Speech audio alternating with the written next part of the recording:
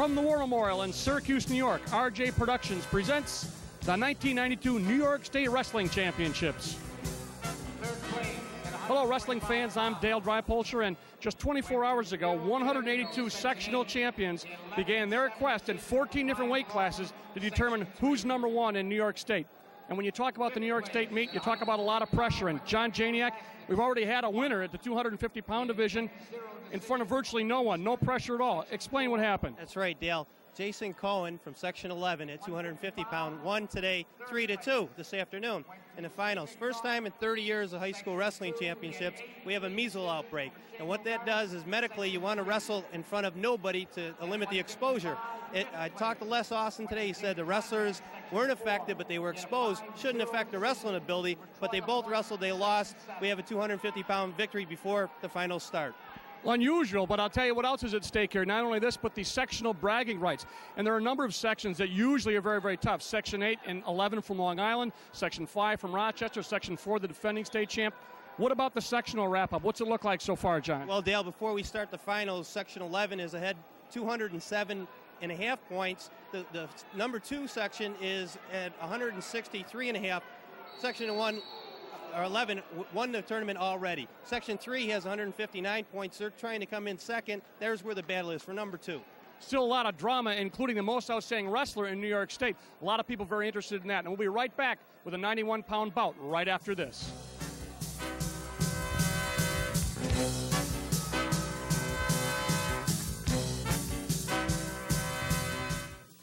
I really wanted to make a commercial when I discovered that I was that sick. It says simply, now that I'm gone, I tell you, don't smoke. Whatever you do, just don't smoke. That was my father shortly before his death from lung cancer. A few months later, my mother died, a lifelong smoker who suffered from emphysema. 5 years later, my parents are still dead. Are you still smoking?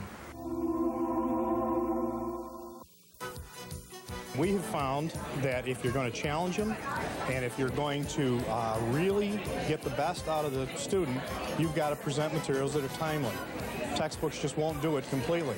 No one media seems to do it totally. But if you can integrate cable in the classroom, which we've done fairly effectively, you can challenge them at about any point because there's many different ways that you can use it. I'm awfully glad that our school was allowed to participate in this program. It's been excellent.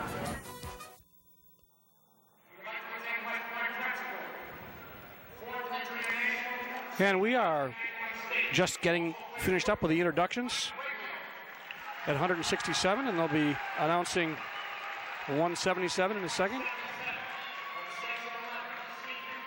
And as they introduce the last couple of wrestlers, we want to kind of set the scene again and tell what happened with that 250-pound bout, which has already been completed. It was actually held at Fowler High School, a local high school right near here, because of the measles outbreak. John, you mentioned at the beginning of the show, if they didn't see it, a quick recap, they had a measles outbreak. They didn't want anybody to get infected, so the wrestlers, they're actually worried about the fans coming from the area, so they let them wrestle all by themselves with a timer and a referee down at Fowler High School, and they're going to announce the winner of that 250-pound bout in just a second. And it will be interesting to note that I'm sure this is history in the making. It probably will not happen again. Hopefully not, Dale. You know, one of the things that people said, they had another couple preliminary matches there. They didn't have any other finals there, but they said it really psyched them out, wrestling in front of, no cheers, very quiet. So they certainly wouldn't have any problem hearing their coaches. Oh, it's worse than a wrestle-off in practice. At least you have the team cheering you on, at least, right. Silently. Right now, again, we're up to the 215-pound introductions, and then they will be announcing the 250-pound winner, state champion, and that's coming up right now. And we'll listen in.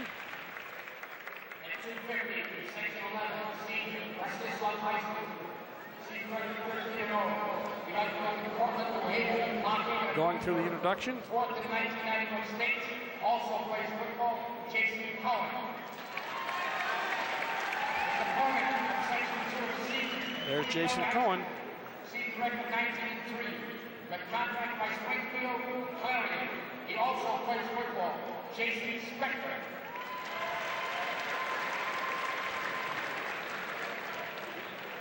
little bit of a smile there because Jason Cohen has already won the state championship 3-2 earlier, defeating Jason Spector from Section 2. That's right, Dale. You could tell the pressure was off there. Yeah, we did talk a lot about pressure, and right now it's going to go to the 91-pounders as Brian Fishnick from Section 11 will face James Hieronymus from Section 8, both Long Island sections, one from Suffolk County, the one in the blue, Nassau in the green. So the 91-pound state championship to be decided right now.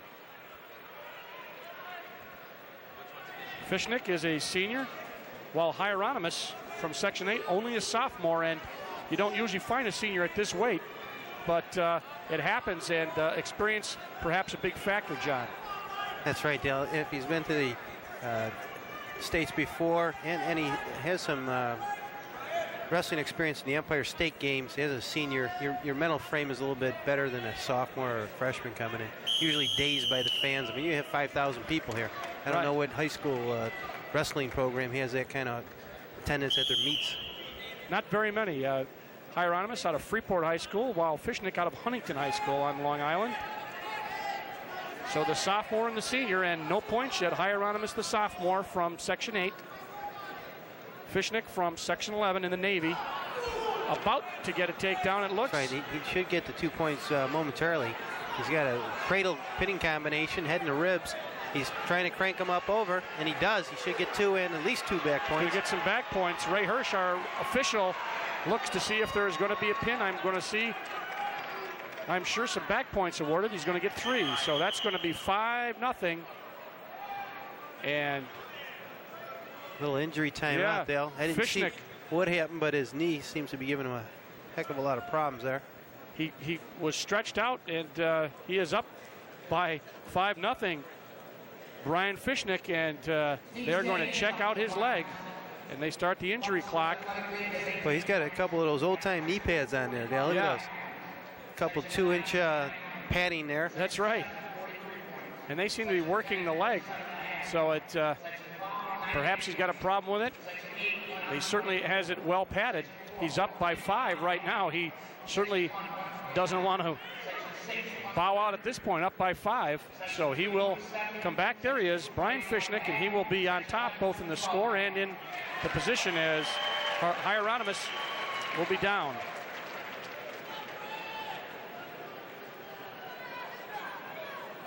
Adjusting the headgear. So things 91 pounds. Score 5-0 in favor of Brian Fishnick from Huntington High School in Section 11.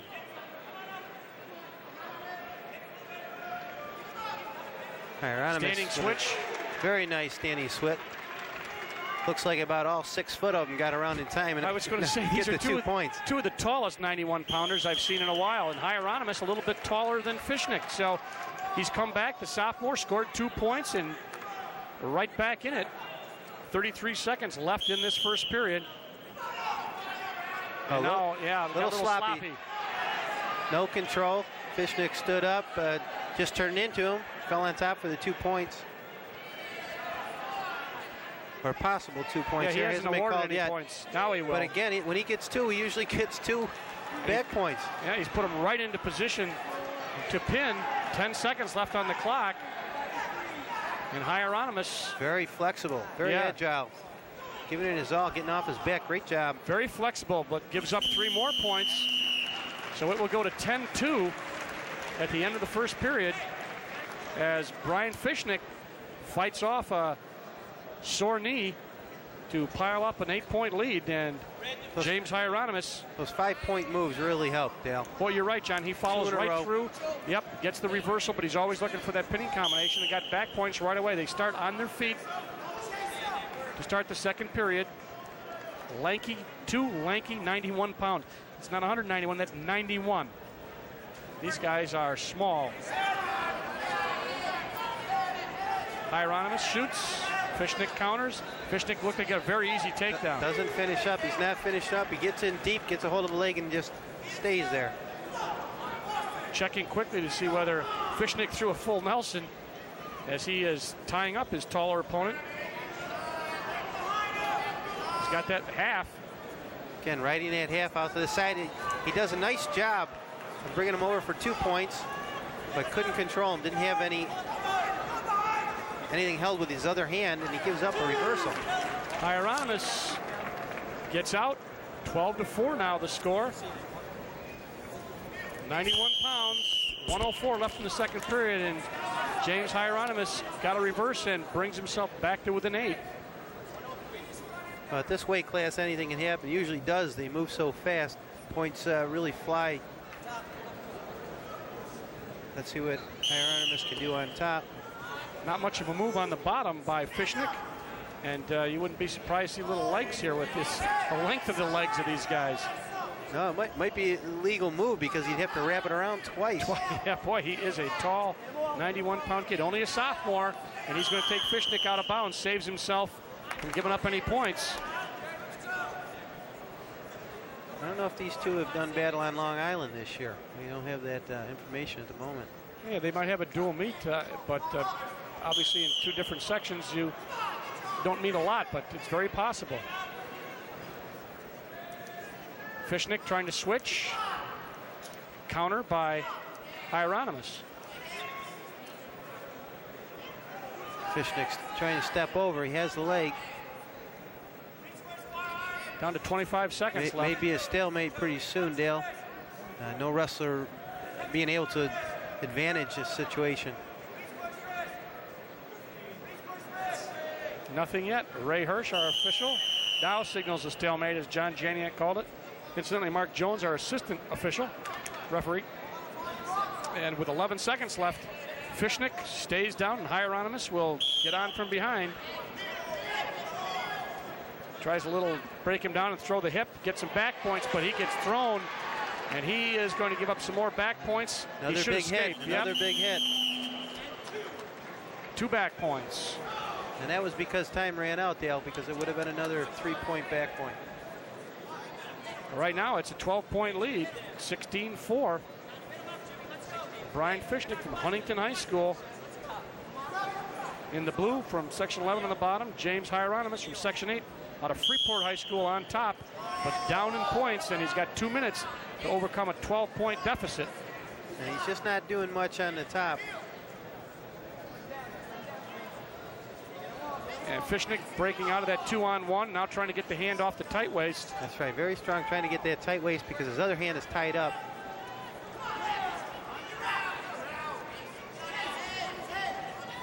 Fishnick did a good job to get around and at least face him. Couldn't get his hips out. Oh, nice scoop.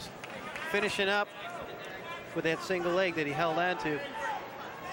Don't forget now, this is a sophomore versus a senior. Hieronymus, only a 10th grader, and making an appearance in the state finals. Very impressive. And he is wrestling well right now, although he's not scoring a lot of points, and that's the problem because he's down by 12. Well, he's got with a minute left in the third period, he's going to have to go for some back points. You know, I saw him when he put the tight waist on. He's got like a tight waist and a half, and almost his arms are long. Went around almost another time. He is a very lean, flexible kid, but as we said, not able to score much. 45 seconds left in this final period, and James Hieronymus not able to do much scoring at this point.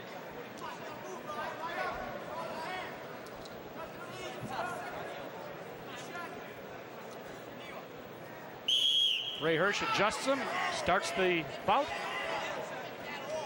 And we're right back where we started from. Fishnick standing up and Hieronymus breaking him down. Fishnick having no problem in getting up, but he just can't get away quick enough. There he does. Picks up one, and of course, right away, Hieronymus tries to shoot for a takedown. Well, he's used that same move. He makes it look very simple, doesn't he, John? Yeah, well, Hieronymus is helping him out. He's just shooting in and just keeping his head on the mat. And he's just spinning around. It's just too easy for him. Technical fall. That's it. So Fishnick will win 19-4 and will be your state champion. 91 pounds. Brian Fishnick out of Section 11, Huntington High School, defeats James Hieronymus from Freeport of Section 8. So John, Section 11 adds to their point total. That's right. It's not that they needed it, but they looked awful tough today. And it's not surprising to see the first match end this way. Most fans picking Section 11. Very strong this year. But give credit to James Hieronymus. He's only a sophomore, and he had to battle a senior, did a nice job. Right now, he'll be back. I was going to say, right now, we're going to move on to 98, but you know that Hieronymus will probably be back next year. 98 pounds, Gary Wolf from Section 3 out of Beaver River High School in Beaver River, and John Carvalera from Sachem High School, hometown Lake Ronkonkoma on Long Island. Both guys juniors. And you look at Wolf at 98, he's got 25 pins, 37-0 record. A lot of pins for the junior from Beaver River. So it's 11 versus 3 if you're keeping track of the sectional totals right now. Don't forget, they will be naming a most outstanding wrestler of this tournament. Right now, no score in the 98-pound division. Wolf making a move, but not being able to get anything, and Carvalera looking for an opening. You know, Wolf trying to get some kind of duck under. He's got his head under there. Just can't seem to get Carvalera to open up. Yeah, can't get him the position he wants. He should probably back right out of there and start over again. And they're going to be told to do that as a stalemate occurs. Our official, Jeff Blatnick, and Charles Carmen, his assistant here, as they change officials every bout. Wolf shoots, Carvalera counters. No takedown yet. He's got a 2-on-1 there. Wolf. Yeah, it's a precarious position. It doesn't seem like he wants to get around to get the 2 points, and he should easily. Tries to step around and back. Carvalera counters him, and they are just muscling each other. Looks like a couple of heavyweights out here. Yeah, it works. Counter punch here. Gary Wolf eventually stayed with it, patient, gets the 2 points as the 98-pounders went right, Muscle City. It wasn't pretty, Dale, but he came up on top. Tried to go through. Carvalera tried to kick through and go over. Nothing. 2-0 now in favor of Beaver River's Gary Wolf from Section 3. Now there's Peterson. He rolled through fine, except that he didn't get the hand control. Whoa. And a great job by the official not throwing points up. Let's see. There was no control. Nothing changed. So they flipped the disc. They pointed Carvalera, and he says, let's go neutral. Nope, he defers, I believe. He deferred, Dale. Correct myself. Wolf will get the choice. He chooses bottom. 2 minutes, obviously, in this second period. Score 2-0 in favor of Gary Wolf.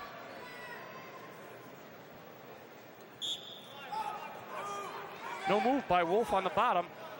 Carvalera breaks him down, 2-on-1.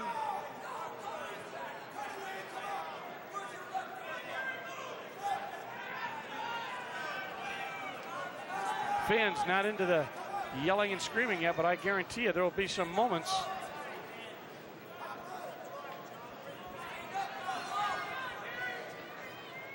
.130 left, just 1:30 right now in this 98-pound second period.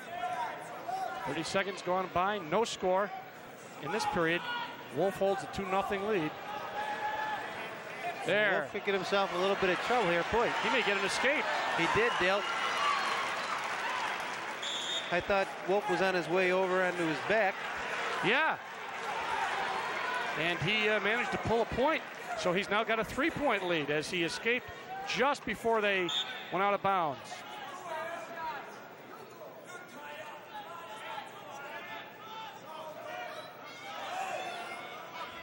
Back into this. Yeah, Carvalera very willing to counter. Waits till Wolf attempts a takedown.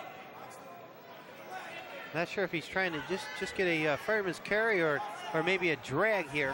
Looked like he just tried to snap him. Coming around top now. He's going to get in trouble by just not doing anything.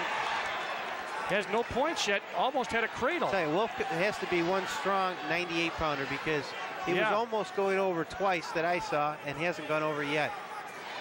Nice cradle here. Now he's in a world of trouble now. He's going to give up 3 back points and a takedown, so he is down 5-3. He's got 20 seconds to stay off his back. Well, I don't think he's in position to get pinned. He may even come out of this with an escape for the buzzer. They're out of bounds. 3 back points. You're right. So it's now 5-3. He's just not into the match, Dale. On the bottom we saw beginning of the period, he just laid there. He's getting himself in trouble. He's going to have to work to win this. Carvalera up on that back points, gets 5. Now 5-3. Attempted to move. Wolf saw his lead change hands quickly as Carvalera, very patient, seemed to be waiting just for the right moment, and he threw the move, John. That's right, Dale. He locked up that cradle, took him over, and you knew Wolf was in trouble. Definitely going to give up back points. It was a matter of 2 or 3. You know, he'd gotten out of a couple of situations like that before, but I guess the last time was his demise, at least as far as points. Right now, a big, strong move from Carvalera on the bottom. Couldn't get his ankle free. Wolf caught it. Now he's working left arm. Looks like he's got a 2-on-1.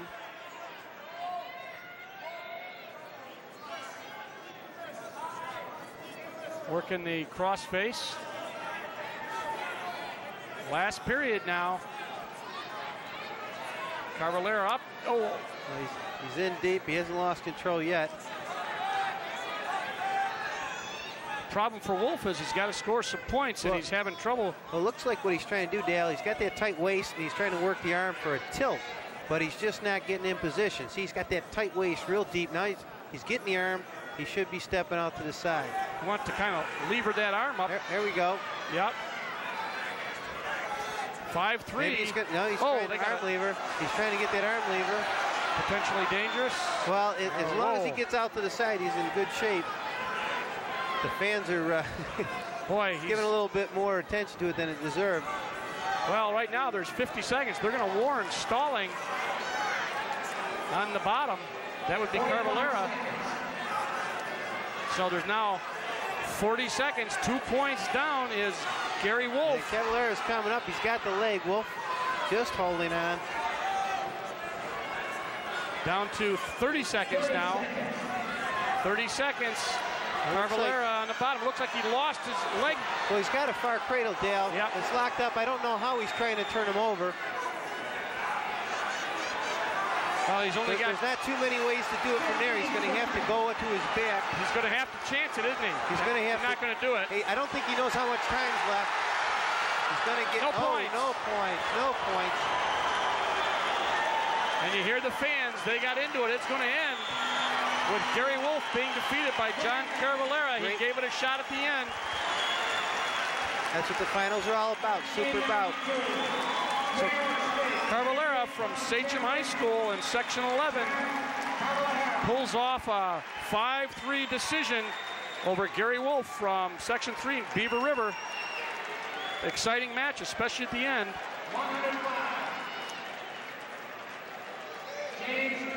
Move right on to 105. James Douglas from Section 8 against Keith Matias from Section 11. That's him right there from Center Reach High School, 28-4 this year, a junior.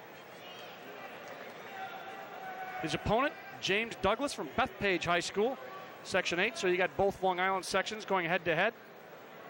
32-1 this year, James Douglas. This is 105 pounds. Your official, Mike Frood. The assistant, Joe Rizzo. They are set. Those are not tattoos, by the way. If you see the arms, looks like everybody's got them. They're simply their weights put on their arms in magic marker. It does look like cattle earlier today. They were branded. That's right.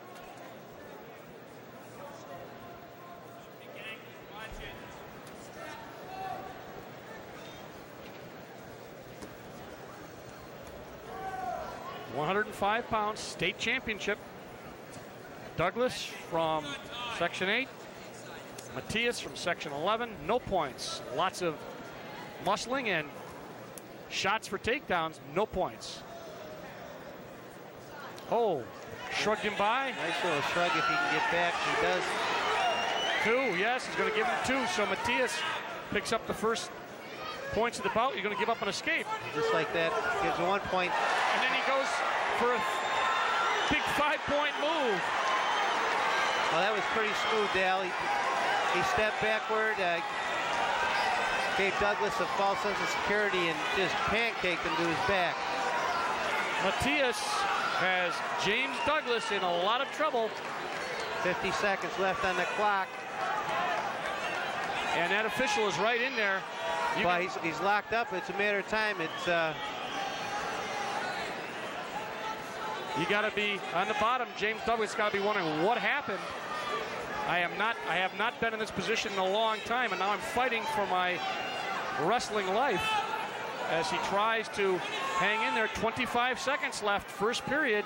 Matias has James Douglas in a tight pinning combination, and now he's stretching the arm, John. He's stretching the arm, but he doesn't have control of his head, and I think that's enabling Douglas to keep from getting pinned.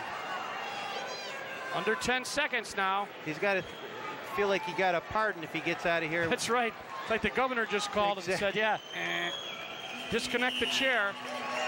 So James Douglas avoids being pinned at 105 pounds and will be down 7-1, and he will defer his decision. And Matias from Center Reach High School says, I'll take down. So a lot of action, a lot of points, but Douglas on top has got to do something to put Matias on his back. Nice stand up by Matias, but take a quick peek at that, Dale. Well, that could be the whole first period, because that's right. where he spent most of his time. That's right. And now you're going back to live action, and Matias' leg now being picked up by James Douglas. And they're going to go out of bounds.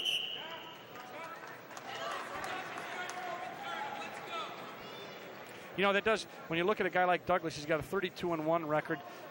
How often do you think he was in that position where he had to fight for his life for that amount of time? You just got to believe it's got to be a shock. And we'll see what he's made of if he can rebound here. He's down by 6. Yeah, and you know, it's been a long couple of days, and he lost a lot of energy fighting off his back there because he was in trouble. He now elevates Matias, and he's got a responsibility to bring him safely to the mat. They're going to go out of bounds.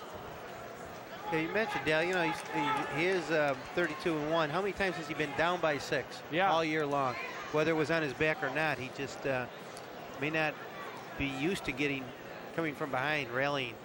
Well, right now, Keith Matias is looking at a left arm. When he got out of bounded, if you let me use that word, he smashed his left arm straight down on the mat and also hit some of the boards that cover the surrounding portion. Now they're looking at his finger, I guess. Take a quick peek at this. Yeah. Now they start to go out of bounds. Both running. Matias, he just threw him. And yeah, see his hand? See his hand? I think his hand slapped right down on the surrounding wooden area. And they're going to check that carefully. Keith Matias from Center Reach, Section 11, a junior, is being looked at closely as they keep the clock running. They go check the injury time. While we have a second, I'll tell you the rights to this cablecast have been granted by the New York State Public High School Athletic Association, representing 778 senior high schools across the state and more than 500,000 boys and girls who participate annually in these sponsored athletic competitions. Any rebroadcast or republication of the program without the written consent of the New York State Public High School Athletic Association is strictly prohibited. Good timing. Right back. 1:14 left. Matias being picked up again by Douglas. Douglas got a little break there. Got to get some of his energy back after fighting off that pinning effort. Boy, he's strong. He is one tough kid. Boy, picked him up like he was picking up his socks at the end of the day. But no points. He's got a half, he's got a crotch. He's going to try to pick him up.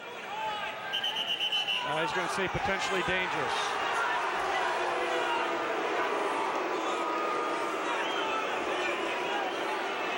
Well, some of the fans couldn't agree with official Mike Frood, but for the welfare of the athlete, he didn't want to see a pile driver into the mat. Right. I think James Douglas, however, feels that is his best chance to score points, is to elevate him, take him up. He wants him up on his feet, help him up on his feet. No doubt, he's doing it again, but he's got to take him to his back as he's bringing him down. He's not doing that. All he's doing is bringing him right back down to the front. He doesn't have the half in on the way down, and he's not able to garner any points. So he's had one potentially dangerous call off, and we're down now, as you can see, almost a stalemate. 15 seconds in this second period. 105-pound New York State Championship, and they're going to warn red for stalling. And he's going to get some back points, Dale. He's got 2. Yep. And they will probably go out of bounds. Okay, so now it's 7-3. Well, he's back in the match and with only 3 seconds left in the second period. A bit shorter than Matias, but you can see Douglas's strategy. He likes to get that crotch and ride him up, pick him up, elevate him. But as you said, John, not able to have anything in by the time he brings him to the mat. He's just bringing him right back straight down. He did get to 2 there at the end after he did throw something. So James Douglas back in it. It's 7-3 after fighting off his back. And now they'll start the third period standing, neutral position. And Douglas, I'm sure, is probably favored that. Well, he's glad he's not on the bottom, right, on the top. See if he can make something happen here. Ooh, Matias, I don't know. I thought he got a little sloppy. Now he's gone to a hip throw. Boy, I tell you don't want to make a mistake with these guys. You know, it looks like somebody, well, he's really dominating, but boy, you relax for a second and you could be looking at the lights here in the War Memorial.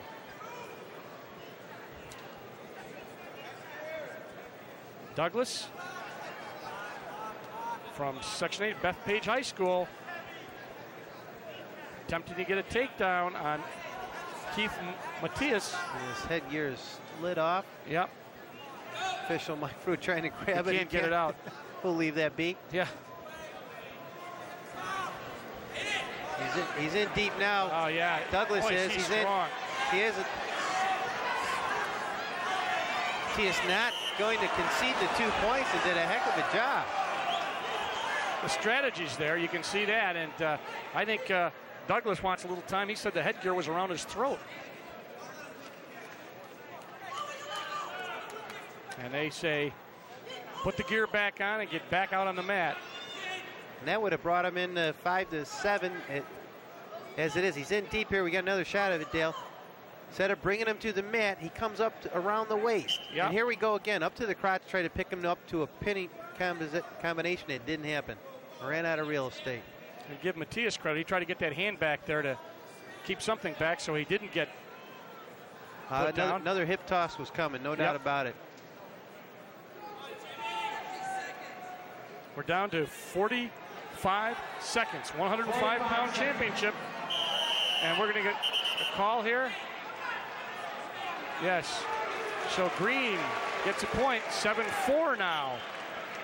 As Douglas is now within 3, but Matias gets the ankle. Now he's elevating. He's in there deep, but he doesn't finish up. up. Boy, there's a hip. Ooh, this is interesting. Almost a headlock there, Dale, by Douglas. 7-4, 3 points. 30 seconds. A lead for Matias from Section 11 in the blue. Douglas down by 3. 22 seconds.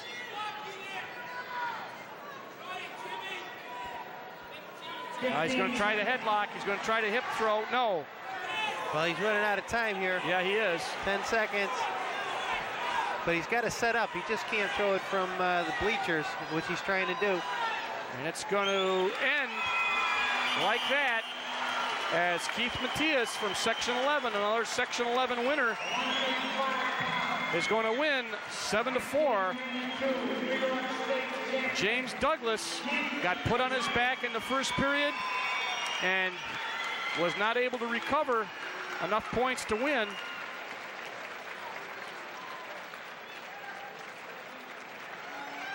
So your winner, 105 pounds, Keith Matias. Section 11 continues their winning ways. Moved to 112 pounds as the congratulations are given.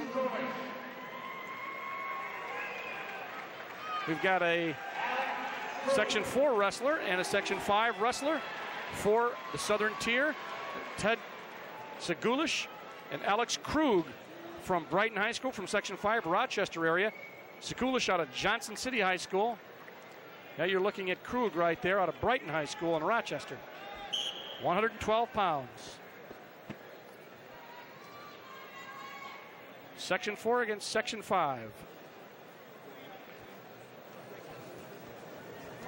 First time there hasn't been a Section 11 wrestler in there since we started. Shows you how strong they are this year. That's right. Don't adjust your sets at home. Yes, right. There is no blue uniform. There's a purple and an orange. Oh, Segulish countering as Krug got a single. And Deep didn't finish up. Or Out of bounds. couldn't finish up. I shouldn't say he shouldn't, because these guys are hitting brick walls sometimes. It's tough to get that second move in there. They get that leg back and throw a crossface, and it's tough. 112 pounds. Segulish likes to control the head, I think. He's doing a little touch and go.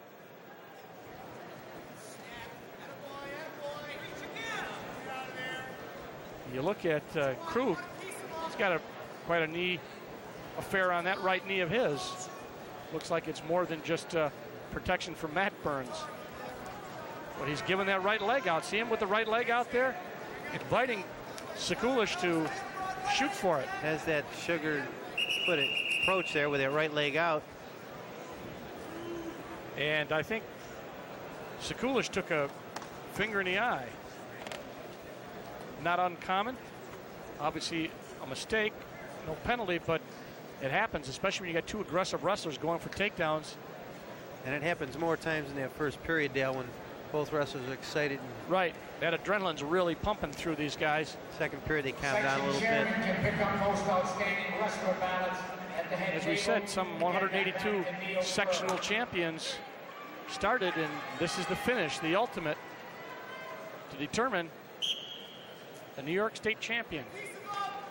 And you see, boy, he likes to really get that head, doesn't he? Yeah, he does. Segulish from Johnson City High School, Section 4.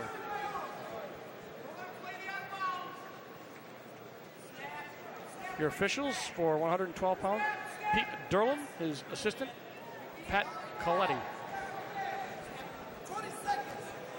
20 seconds left, first period, no score. Both guys still on their feet. Watch Segulish with that. He goes for the head. He really likes to tie up hard. Oh, right there. Duck under by Krug. Krug timed that step perfect. Got in. Again, not being able to finish up right away, and the buzzer goes off. No points. You're right. It was a timing thing. He waited for Segulish to go. He ducked underneath, but he could not get the points. He couldn't finish it off. So no score as we move into the second period, and we'll see they check the mat, flip the disc, choice made. Segulish will be on top, Krug down.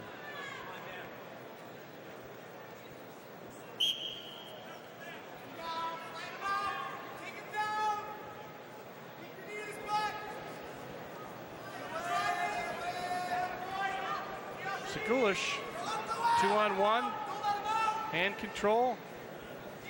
2-on-1 with that one arm through the crotch. Lever, yeah. Seeing more and more of that the last couple of years. Control, but it doesn't lead into a lot of pins. And with riding time not a factor in high school, I'm not sure what the importance of that is. Looked like he was trying to get the cradle. He's trying to keep him in. Look at Segulish. He's got a great cradle, but he has no room to throw it. That right knee, all it had to do was touch the line, and that's exactly what happened. So, we stay 0-0.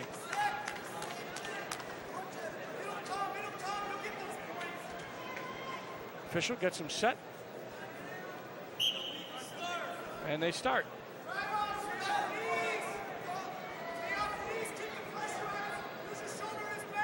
They want to keep the pressure on. I think they're trying to, Sekulish's coaches, the strategy is wear this guy down. And nice stand up by Krug. Sekulic very quickly jumps down or drops down the single leg and holds on until they go out of bounds. Well, there will be no points awarded.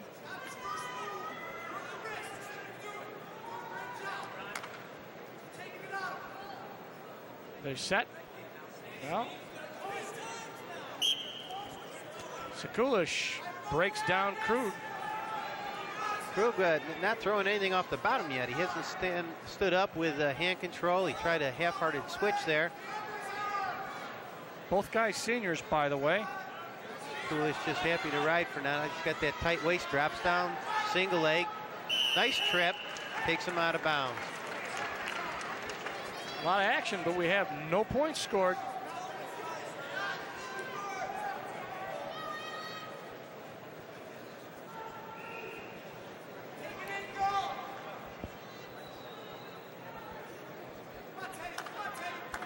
They take a little while to get set. Krug on the bottom, Sekulic on top. Trying to get that hand off. That's right, Dale. He's trying to peel the hand before he gets his hips up. Sekulic just waits for him and takes that hand in, chops him down, and there we are, sitting on top. You're talking about a fatigue factor. Krug should be tired if they go into the third period. He has been ridden most of this match by Sekulic. No doubt about it. Now Sekulic out to the side. He's got an arm bar. This is always a 50-50 with the referees, whether it's going to be potentially dangerous or not.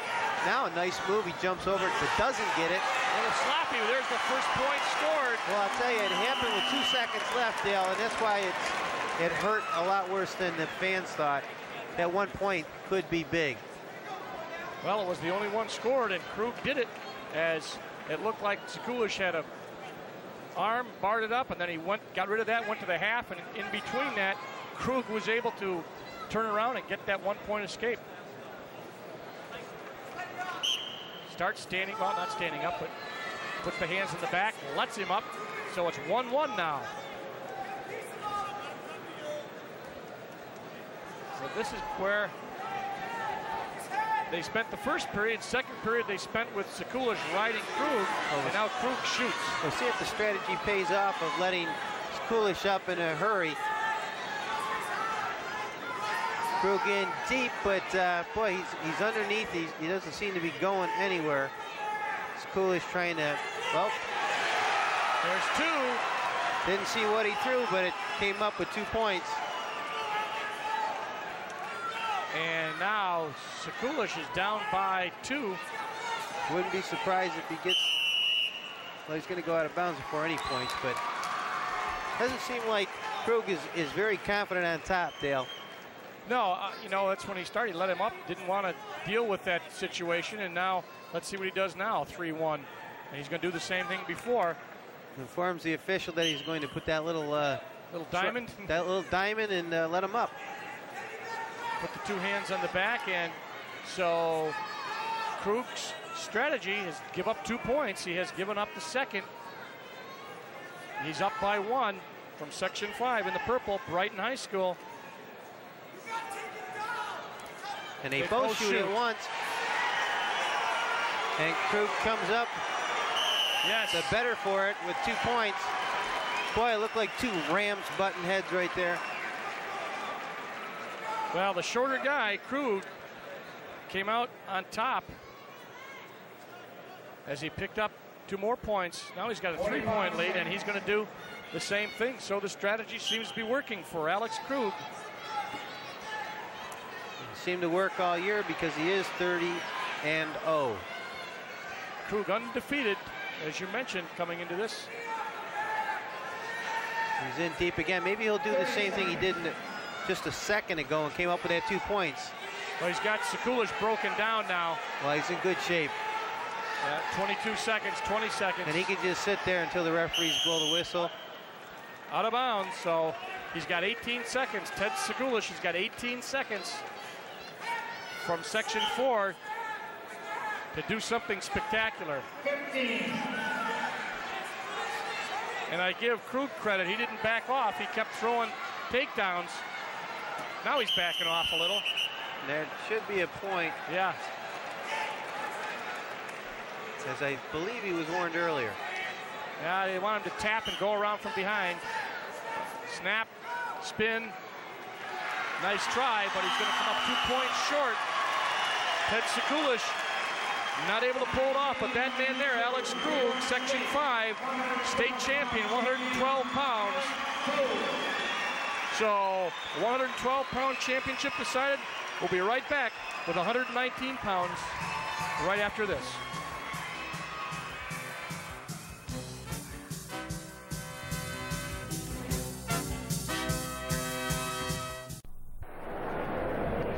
All right, 119 pounds, Section 4 against Section 7.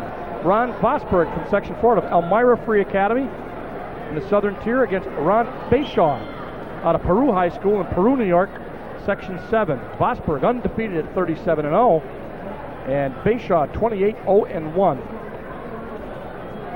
Bashaw from Section 7 in the blue and gray singlet, and Vosberg with the orange, Section 4. Incidentally, Vosberg, 37-0, has 31 pins, John. That's an amazing stat. It really is. Section 4 tough this year. He's wrestled, I'm sure, some tough kids down there. Bashaw gives up the first points as he gives up 2 to Vosberg. On his feet, Vosberg breaks him down. Tries a little Grammy roll into a Peterson, didn't hit the Peterson. Stands up, fighting for hand control. Little hook there by Vosberg, and they're trying to control Bashaw. It's slippery, just keeps moving. Well, he finally lassoed him there. He's got the hand control, 2-on-1. And you can see the movement stop, right, John? When they get something like that, yeah, it just. Well, they realize that if they move in it, when they're in that position, they're going to end up probably looking at the lights momentarily, anyways. Both guys undefeated at this point. That will not happen. Somebody will lose. Standing switch. He's still got it going, but great counter. Step over by Vosberg, and he's not going to lose a thing if they go out of bounds. It stays 2-0. Vosberg from Elmira Free Academy, EFA, ahead of Ron Bashaw out of Peru High School.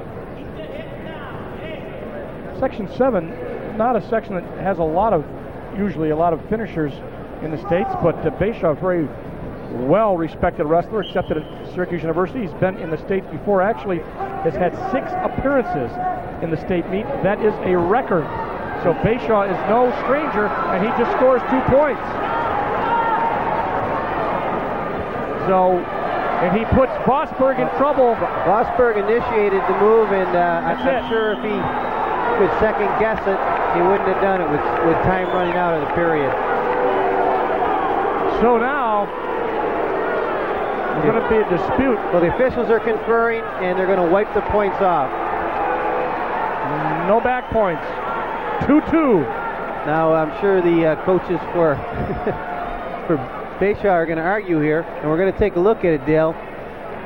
There's Vosberg on his back, but what you can't see, there's the position right there. I can't see the back points. Did not seem to break the plane, and he signaled right there at the whistle. So they waved those off. Mark Jones conferred with John Trusello, the assistant, and it's 2-2 and a great bout so far. We mentioned Bashaw has been in the States 6 times. That is a record. So Bashaw, very familiar to wrestling fans here, and obviously from Section 7, working on Ron Vosberg out of Elmira Free Academy. It's kind of ironic. I mean, he's been here 6 times. He says, well, I go to Syracuse so often, why don't I go to college there? Yeah, that's right. What the heck? That means what? He's been coming here since he must have been, what, a 7th grader? That's right. Whoa. Right now, 119 pounds. It's all tied up, but somebody's going to get a point, and it is Vosberg. So it'll be 3-2 as Vosburg pulls an escape. Second period, 119 pounds, 1 minute exactly left in this period. Ooh, body to body, chest to chest. Well, unlike freestyle or Greco-Roman, they can't have a slip throw, so you better hit it the first time.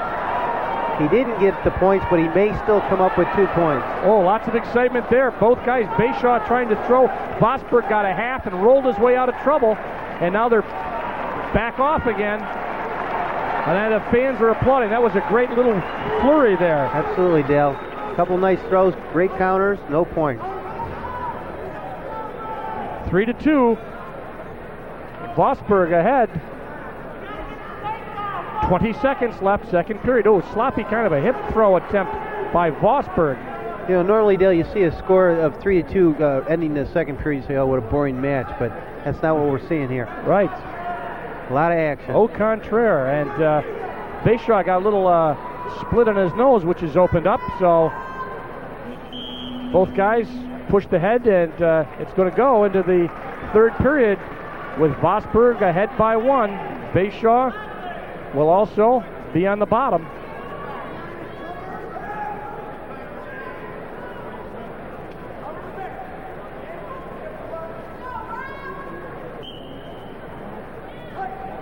Shaw standing up, trying to get the hand control.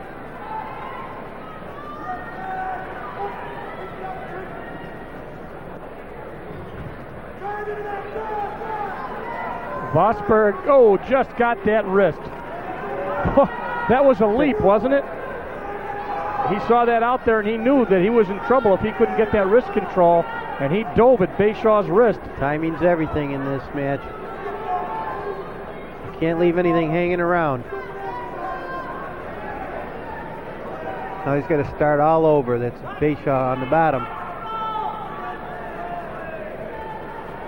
Bayshaw being very patient, getting rid of the hand. Going to turn in. Vosburg, well, yes. Finally so pays off. Tie it up at 3 apiece.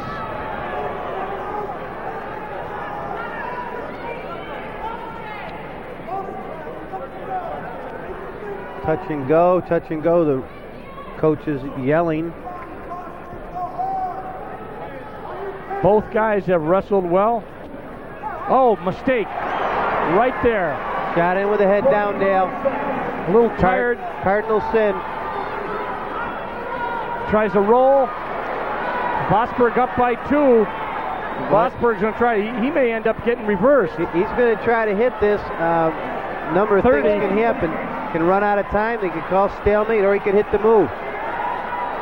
5-3. Vosburg's ahead. He's going to give up 1. 5-4. 20 seconds left. State championship on the line. 119 pounds. Bayshaw down by 1. Can win it with a takedown. Well, looks like he's setting him up for a headlock, Dale. Nope. I'll tell you what. Vosburg was waiting for it, John. Absolutely. So, Ron Bayshaw, in 6 appearances, not able to pull off the championship as Ron Vosburg from Elmira Free Academy beats him by 1. That's a great shot right there, Dale. Yep. That's it's all about. He's got to shake hands with a very tough Ron Bayshaw, a kid who has been here before. Yes, absolutely. Both guys, great bout, 119 pounds. Ron Vosburg from our Free Academy, your New York State champion. Ron Bayshaw in his 6th appearance, unable by 1 point to win. Obviously placing second, not a bad appearance. 126, Louis DeMaria from Section 8 in the green against John Demores. Demores from 3 out of Baldwinsville High School. Herrick's High School is where that man DeMaria is from, and he just got the first points on a takedown. DeMaria coming right out, took down Demores in 5 seconds. It's the quickest takedown we've seen all night. Demores has the hand control. He does get the 1 point. Demores picks up 1 point as Joe Rizzo, our referee for the 126-pound bout, indicates. Jeff DeRitter, his assistant.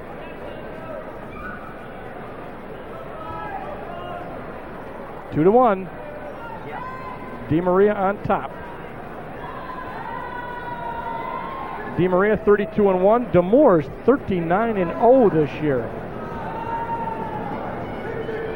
Both guys seniors.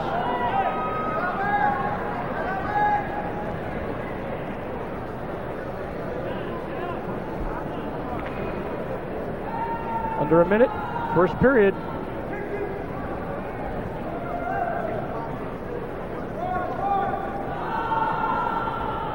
They're going to warn. DeMaria is going to pick up a warning for stalling. Kind of surprised they didn't hit both men. Yeah, I didn't see. I didn't see much difference between the two, but DeMaria has been warned. That can be very telling later. But John Demores out of Baldwinsville. Moore's in tight now, Dale, on a single, but that line sitting right behind. Yeah. DeMaria knows right where he is, doesn't he? That's right. It's tough to get a takedown here. Really tough. Yep, and they go out of bounds as predicted.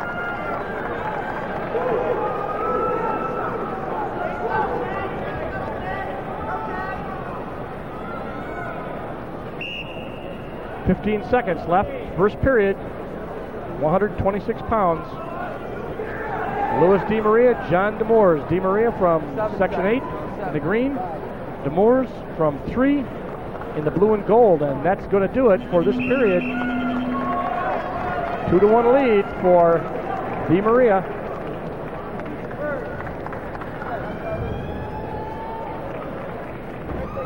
And Demores has choice, takes down.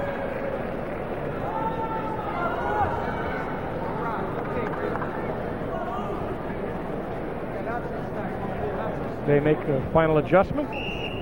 Joe Rizzo, the official, and it is an easy 1 point. 2-2 now. Demores shoots. And tight on the old silver knee pad. Yeah. Well, here's a muscle-to-muscle, shoulder-to-shoulder. Which usually ends up this way, too. When you come up around the back like that, Dale, more times than not, you end up in a stalemate or you don't get the takedown at all. Stay down on the leg and work for that takedown. Perhaps be a bit more patient right now. Oh, plenty of time. Nice move by DeMaria as he caught Demores maybe a little bit relaxed on near the out of bounds, but it costs him nothing. Both on their feet, 2 apiece. 126 pounds, but DeMaria catches, yes, for 2, no back points. And he lets him up. Both wrestlers shot that time. DeMaria came up on top. DeMaria's got nice, almost an ankle pick. Now he goes down low, Dale. Yeah. He gets parallel to the mat, and boy, it's tough to defend. Really a quick takedown. Demores in real trouble now. Well, DeMaria looks like he's going to settle back a little bit here, take his time, but he lost control there. He should have kept the heat on. Demores able to work that arm back through and got out of trouble out of that half Nelson, but he's down 6-3 at this point. And you see DeMaria putting that head in, trying to get some... Well, Demores just stayed in that position. I didn't see any reason for him, but now DeMaria's got a cradle. He's going to kick through. Let's see what we can see here. Well, he's got the leg locked up. Oh, Demores lost the leg. It's the only counter you can have. That's what was keeping him off his back. Now he's on his back. No points. Well, I think they called 2, but he's expressing that there are no exposure points at the moment. Yeah. You're right, Dale. He did not give it. Wait.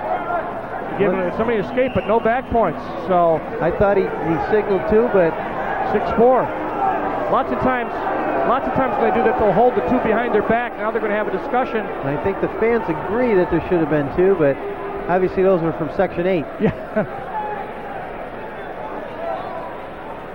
And there's that takedown again. We're seeing the end of it. And that's where DeMaria got him in trouble. Demores in trouble, but there were no points awarded. And as we go back to live action, they have both shot and they're right back in the position they were in. Oh, muscle move by Demores. Demores down by 2. Out of Baldwinsville High School in Section 3. DeMaria out of Herrick's High School in Albertson. Demores doesn't have to throw that home run move yet, but he just lost 2. And it's going to go up to 8-4. So 1:20 in this last period, and Demores in a bit of trouble. Just amazed how quick he gets down into that single and up to the double real quick.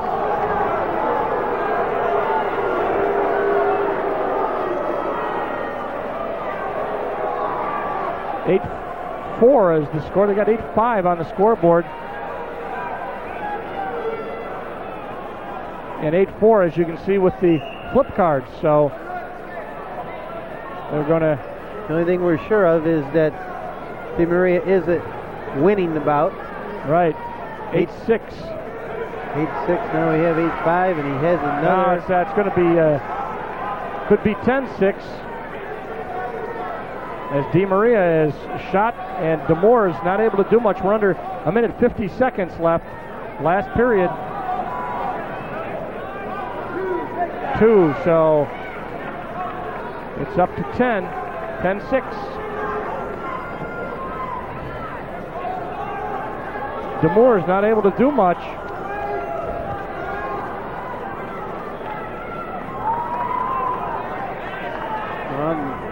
Starting to do the hand control and spin. He may get 1, he may get 2. Should come up with at least 1, even if they go out of bounds, Dale. Problem is, his big enemy now is the clock. 13 seconds left. He's down by 4. 10-6. And DeMaria cramp in a leg, perhaps. And they're going to start the injury clock. So Louis DeMaria from Section 8 has a 4-point lead. 13 seconds left. And they are going to take their time. I would think that anything short of his leg totally falling off, that he'll hang in for 13 seconds. Oh, gee, his leg fell off. He'll have to forfeit. But and he still might do. Yeah, he might come out. Well, he has 2 minutes of injury time. So let whatever happened heal up. I think it's a cramp, and they are taking their time. Also gives you a chance to catch your wind and double check, find out where you are, and he knows that he is ahead of that man by 4 points.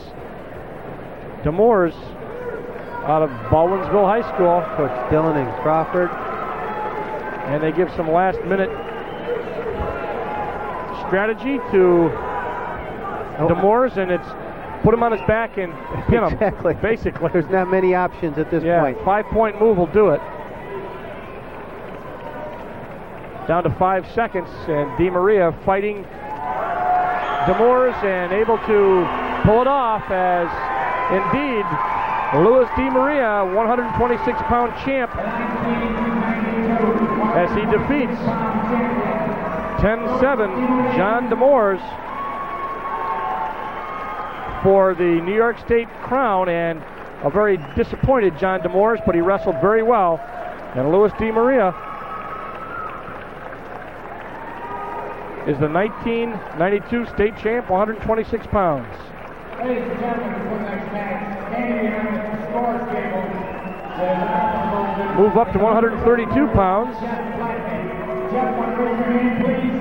And they are introducing, as they wait, Jeff Blatnick, who we'll be speaking to later. At 132. So we move to 32, 132 from Section 6. John Morello out of Lockport High School, undefeated, 35-0. Chad Henkin, from another wrestler from Section 11, out of Rocky Point High School, Rocky Point, New York on Long Island. Both guys seniors, both guys undefeated, both guys 35-0, so they're pretty similar. Henkin from Section 11 has been accepted at the Military Academy, West Point.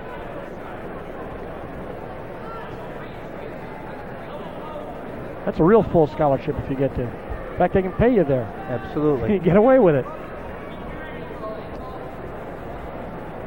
The Army always a tough team in wrestling, and this kid is tough.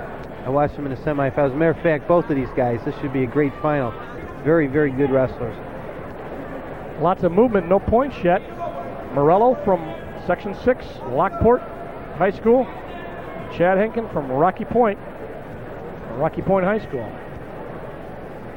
Both guys look strong for 132 pounds. Very even so far. Feeling each other out, trying to decide what will work best. Probably had a chance to observe each other when they were probably wrestling at the exact same time. So State's kind of like a three-ring circus. You look at it now, we got one mat here, but they have other mats out. Looks like the whole floor is covered with wrestlers. They do a great job here, Reed Hawk and his whole committee. All right, no score, down to 25 seconds. Morello and Henkin. Morello from 6, Henkin from 11. Were they going to stalemate? Incidentally, mention the official, Rich Lobdell is the official, his assistant, Mike Frood.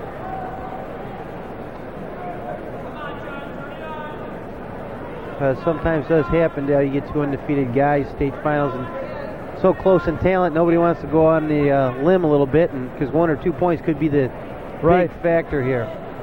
Yeah, these guys look like they don't really enjoy being on their feet. At least they don't want to shoot. We'll see what happens when we get the choice.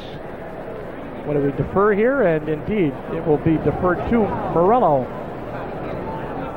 And he takes down. So for the next 2 minutes,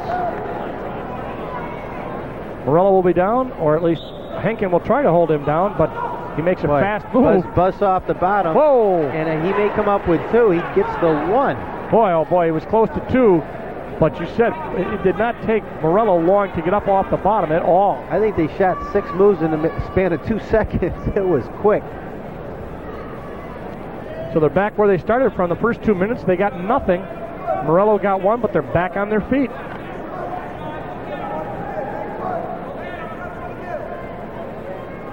And I think this is just respect for each other, Dale, because the semis, they were shooting moves. Actually, both minutes. Kid from Morello from Lockport, I think he had 4 takedowns in the semifinal match. Is that right? He looked tough. Oh, he got a leg, loses it. Morello lost the leg, and Henkin was able to get it back. Oh, boy, is he strong. Strong and quick. Henkin in the semifinal match had a takedown to his opponent's back and then pinned him, so I didn't get a chance to see a lot of them. Well, you're seeing a lot here. I'm very impressed with Morello, obviously also with Henkin. Morello very strong, being on the bottom now as Henkin tries to elevate him. 40 seconds left in this second period. 1-0 the score as Morello is in the lead. They're going to get a stalemate call right there. But watch Morello from the bottom. And Henkin is rubbing his leg where he grabbed him. They will be on their feet.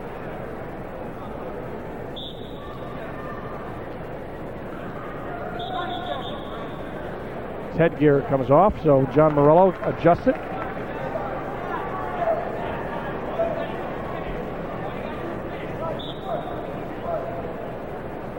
Uh, 25 seconds left in this period. Henkin looks like he's moving a little bit faster now. Picked up pace a little bit. Yep. He's going to have to keep up with Morello because he is quick. When Morello grabs your leg, it's grabbed.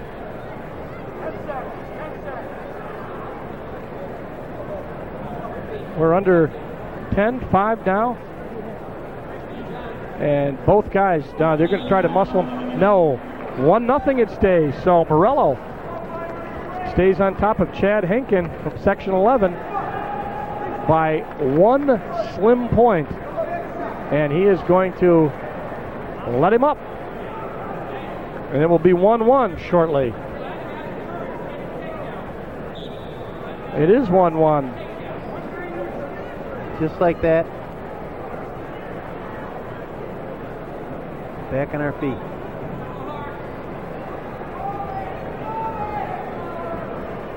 Hank can definitely do a little bit more in this period, as well as the second period, but just no moves. They're just picking up the pace, but he's got to shoot.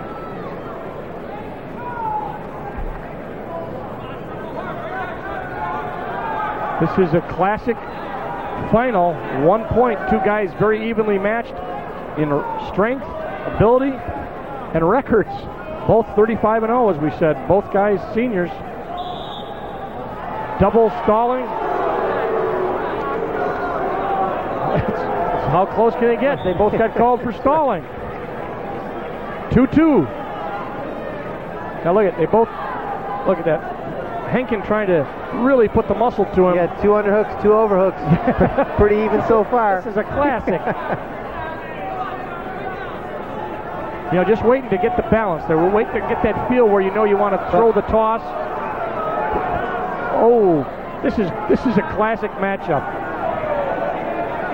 Well, Morello's got to watch it because he's burying the head and he's backing up. Right. And if a stalling goes one way or the other, I think Henkin will come up with a point here, so he's got to be careful. Now they're down to the match momentarily. 40 seconds now left in this 132-pound final. Morello and Henkin, nobody wants to make the mistake, and they are That's tied. Absolutely it, Dale. Nobody wants to make that big mistake. They'd rather go to overtime than make the big mistake. 25 seconds. Henkin counters. And Morello just put a token shot. He didn't have any intention of finishing up that move. And look, you can see the look on Henkin's face. Oh, if there's a shot now, I'd be very surprised. Yeah, because you don't want to. Oh, he tries to kick the base out.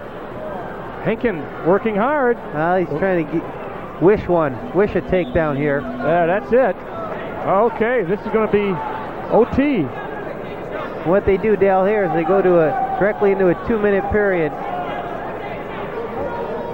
This is like sudden victory, though. Sudden victory. And the warnings carry over.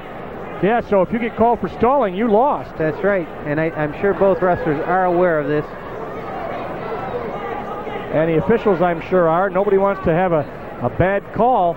And so the first guy who scores points, the first wrestler who's able to get some points will win, no matter how they do it, even if it's a stalling call. Of course, they could give both and eliminate them both. Well, if that's called, then they go to their 30-second criteria, and that's the match right there. The big mistake, Dale.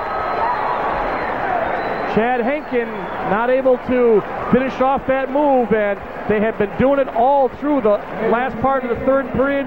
Morello got behind him and scores 2 points in overtime to win. What a great bout as John Morello. Watch it here, John. And take a look at it, Dale. Both with an over and underhook. He tried to get to the side. Well, he tried to jump back. There's that trip. He tried to trip. This time, Morello moved the leg. 2 points, state championship. So 132-pound champ, John Morello. And we'll be right back with a special guest right after this. Behind the scores table.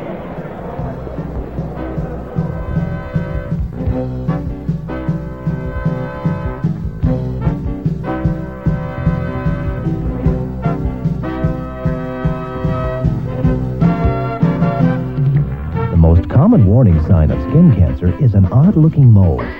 No, don't get burned. A message from the American Cancer Society. Before going out in the sun, apply a little block to your face. No, help rub out skin cancer. A message from the American Cancer Society. If you want to reduce your risk of skin cancer, get a little shade. Don't get burned. A message from the American Cancer Society. You know, in 1984, the name Jeff Blatnick pretty much became a household name, winning a Greco-Roman gold medal in wrestling in the Olympics, and it doesn't seem like it's been 8 years. What have you been doing, Jeff? Well, I've been keeping busy. I tried out again for the 1988 team, and obviously that didn't work for me, but I graduated into a new form of watching the Olympics, and that is as an analyst for NBC. So I'll be going over to Barcelona and getting to watch the action over there and getting to watch our best wrestlers. I know you've been through a lot of adversity and a lot of hard work in wrestling, and what kind of advice could you give to a young wrestler who wants to be the ultimate, wants to be a success in the Olympics? Well, I think it starts with a dream. We all think big. We watch other people wrestle and emulate what they do and try to learn from them. Hard work is always a big part of that. Trying to learn as much as you can is a big part of that. Having good coaches is a big part of that. And having support around you, whether that be family or teammates, all of this adds up. And if you look at good programs, they have all of those elements in place. You mentioned coaching. How important is the coaching? Well, coaching is everything. I was blessed with Coach Joseph Benner from Niskayuna. He's got a youngster in that time in the finals here. We had a great program while I was there. The seasons before, they were very good. And then, obviously, as we moved on, my Olympic coaches, and then Joe DeMille from Albany, New York, who runs the Adirondack Three-Star Wrestling Association. He's taken a bunch of guys who really enjoy upper body wrestling, Greco-Roman wrestling, and he has now created a powerhouse where we actually have 4 #1 athletes already in the finals for the 92 team with 3 others in contention. Half the team could come from Albany, New York. You mentioned Coach DeMille. If a wrestler's looking at a tape, what should they be looking for? What should they try to learn from wrestling tapes? Well, I think tapes are an advantage that we didn't have when I was younger. If you wanted to learn wrestling, you had to find someone that was going to teach it to you or go to a camp and learn it firsthand. What tapes allow you to do is, one, be specific. Each tape can fill a particular niche. And in the DeMille taping system, they have folklore high school wrestling, what we do in high school and college. Also upper body tactics, which isn't necessarily just Greco-Roman. These are tactics used and combined with trips so that you can use it in your collegiate or high school wrestling. And then, of course, Greco-Roman wrestling, which is the specific international form of wrestling that he specializes in. And after producing to date, let me see, in 1980 we had 7 Olympians now. And with 4 others, I think having produced 11 potential Olympians, Coach DeMille has great credentials in Greco-Roman wrestling. It's safe to say then, if you look at these tapes, you're going to see some future Olympians, and no doubt about the fact that this is going to improve somebody who wants to be a good wrestler. Oh, I think the tapes are very, very complete, and what I think is a big advantage also is when you think of techniques, a lot of times that the people they have demonstrating are just lightweights. And in this tape, they use both heavyweights and lightweights, and I think it's great that they are able to show the technique and show the different forms the technique takes when in different weight classes. And I think that's very, very important. And I've always been told, and I really do believe, that coaching is like taking a suit off the rack. It's basic, it's generic, you have to tailor it to fit yourself. And the only way that really occurs is by digesting as much information as you can and then practicing with it, and that's where all that hard work comes in. Even if you don't use it, if you understand it, you know how to stop it when someone tries to do it to you. Well, Jeff Blatnick, we appreciate you talking to us, and good luck in the future. Well, I thank you very much, and it's great to see that the high school wrestlers are getting their fair share of attention. This really will help them in their confidence and looking forward to their dreams. Thanks again. You bet.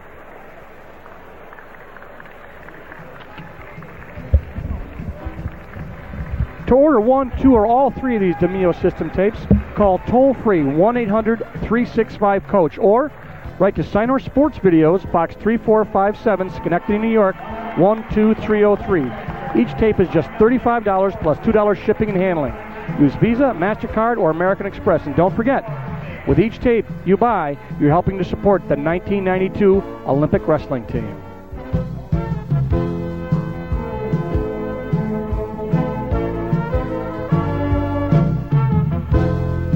I really wanted to make a commercial when I discovered that I was that sick. It says simply, now that I'm gone, I tell you, don't smoke.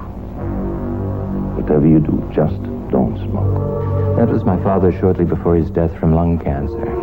A few months later, my mother died, a lifelong smoker who suffered from emphysema. 5 years later, my parents are still dead. Are you still smoking?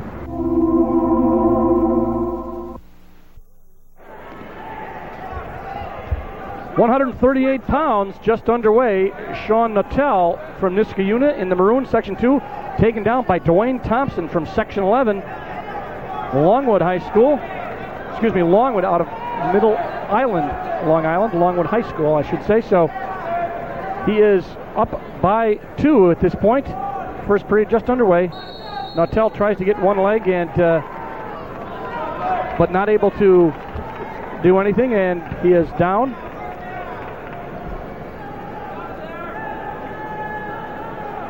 Two nothing the score. Dwayne Thompson, another one of those Section 11 wrestlers. They have a lot of guys in the final. As you said, John, they're just padding that lead as the Suffolk County wrestlers. Oh, we got a little discussion here as Steve Dalbreth, the official, stops, resets, and they go. Both guys long. Boy, Thompson brings him back down, however. Under 30 in this first period. And we've seen this all night. It's 2-on-1. He lost that. Tough switch, but he didn't finish it. You heard the fan yell, "Finish it," and he didn't. Almost a locking hands when the knee came down, but no call. Well, he's got the hips out now. Can he get out? Is he going to get anything? Couple seconds left, Dale. Nothing, and that's going to end right there.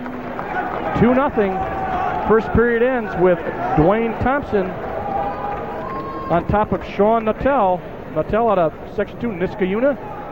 Jeff Blatnick, wrestling territory. He's here rooting for his old section. And Dwayne Thompson out of the very, very tough Section 11, as we said at the Open, running away with this title here in Syracuse. 1992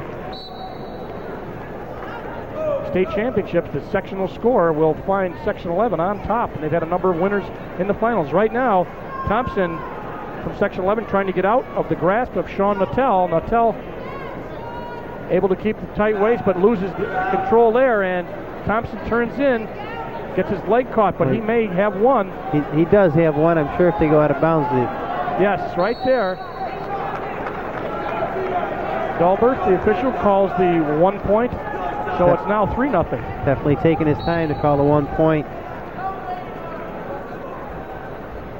This is 138 pounds.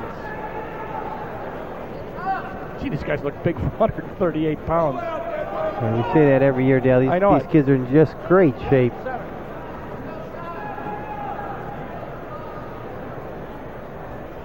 Long Island against the capital area. Oh, Thompson tries to go underneath.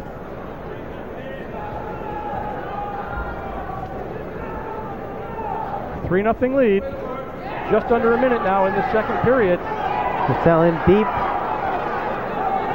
Tries that barrel roll, but he doesn't come up with any points. Now he is behind him, but he's got to take him to the mat with control to get the 2 points. Thompson doing a great job. Yeah, not getting giving up the taken control. down. That's right, absolutely. Great balance. Oh, he gets out of that. Dwayne Thompson, 26-0. Nuttall sporting a 35-0 record. Both guys seniors, both guys with 19 pins.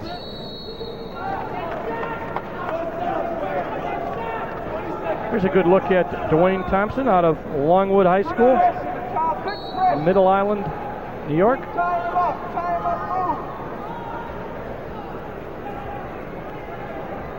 "15 seconds left, second period. Nuttall unable to score so far. Looked like both were going to shoot, and Nuttall backed out.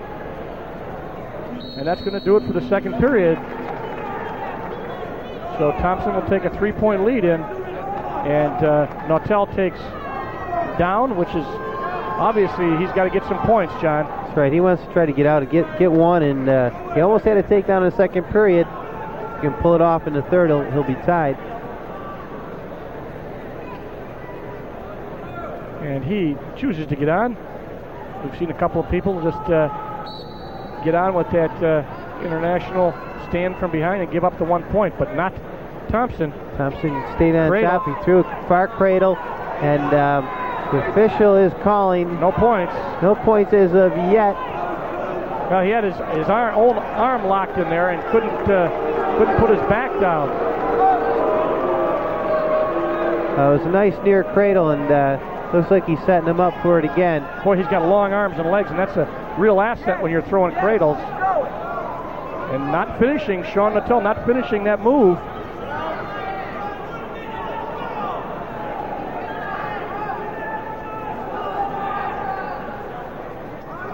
He looked like he was going to work that cradle again. Nuttall's got to start moving here. He's got to get his hips out in front of him, Dale, a little bit. Both guys stalling. Double whammy. Good call. Nuttall not getting off the bottom, and Thompson not working for a pin, and that's why you're on top.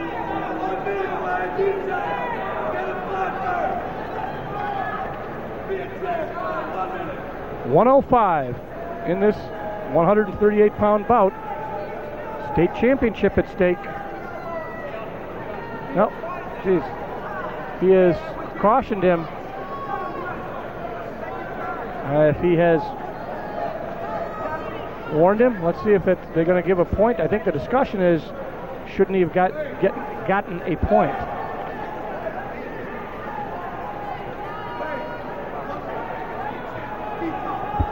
It remains a moot point. 3-0 the score. Section 11 right there in the blue on top.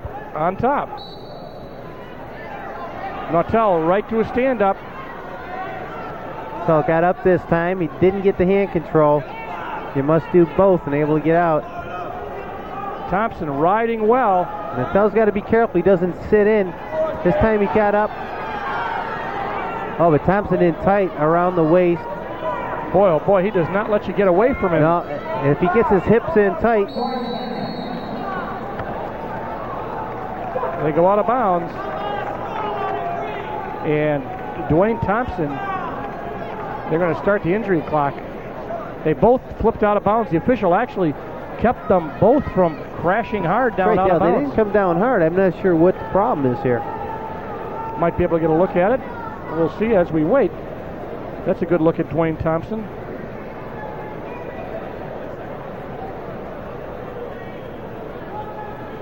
Actually, it looked like they were coming down in slow motion. The referee got in there perfectly. Delbert, Steve Delbert, the official. Get those hips moving. Might be able to see it. Take a look right here, Dale. There's Thompson with that body, throws the hips in, and they both throw. They're going out of bounds ever so slowly. Yeah. I guess he came down on top. Nuttall came down on top of Thompson. Yeah, he's all right. A little shook up. Could have been worse. Yep. 39 seconds left. Nuttall's 4 points away from winning, but he has yet to score. Thompson's got the body locked up again. Oh, that was close. Well, we're going to have a penalty point there. That's going to cost him a point. And they go out of bounds hard again.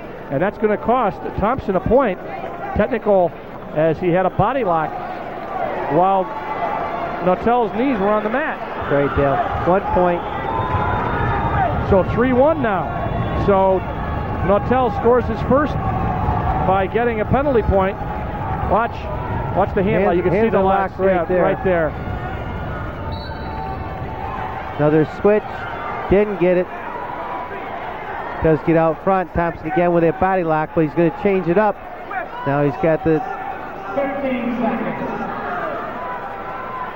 He just shouldn't keep him in bounds. Let that clock go. They go out of bounds, however, and that gives Sean Nuttall from Section 2, Niskayuna High School, a second chance, as Thompson will have to get on him again and get him up. I think he will give him 1 point. He will not give him the 2. No, that's going to cost him. That should be 1 point. True, false, no.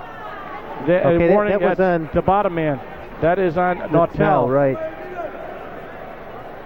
He's trying to beat the whistle, get a little head start.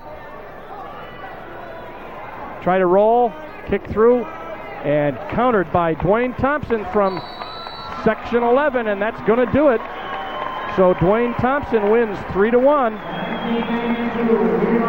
138-pound champ, and just really did not give up a point except his locking hands. So a nice bout for that man, Dwayne Thompson.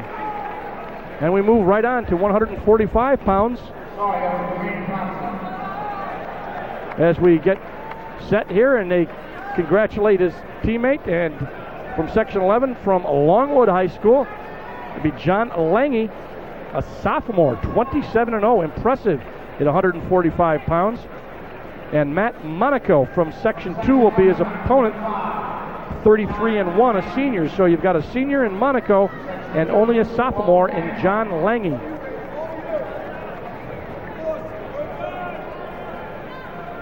There's Lange. Doesn't look like a sophomore, does he? No, he doesn't. Physically, and he has that poker face. He looks very confident right now.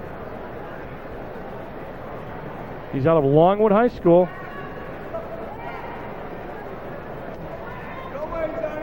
Section 11, Monaco out of Colony High School in Albany.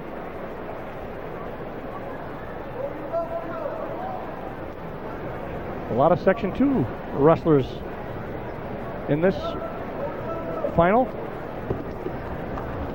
Lange shoots, Monaco counters, nothing doing. 30 seconds gone, first period.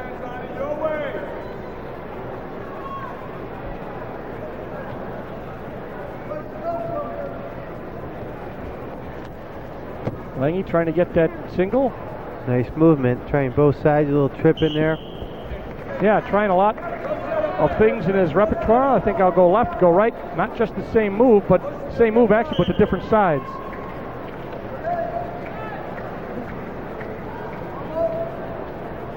We have not had a rip-roaring real close where people are yelling and screaming. And those are always the most fun here at the States.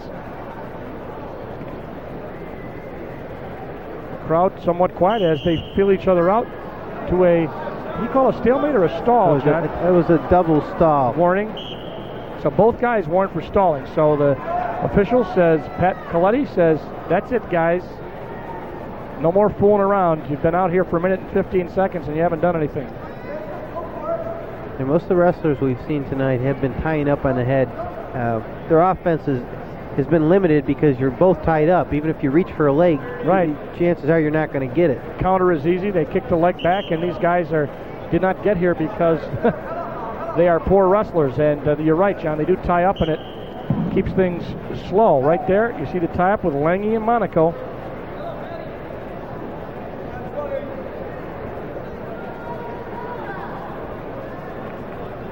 "15 seconds left, first period, no score."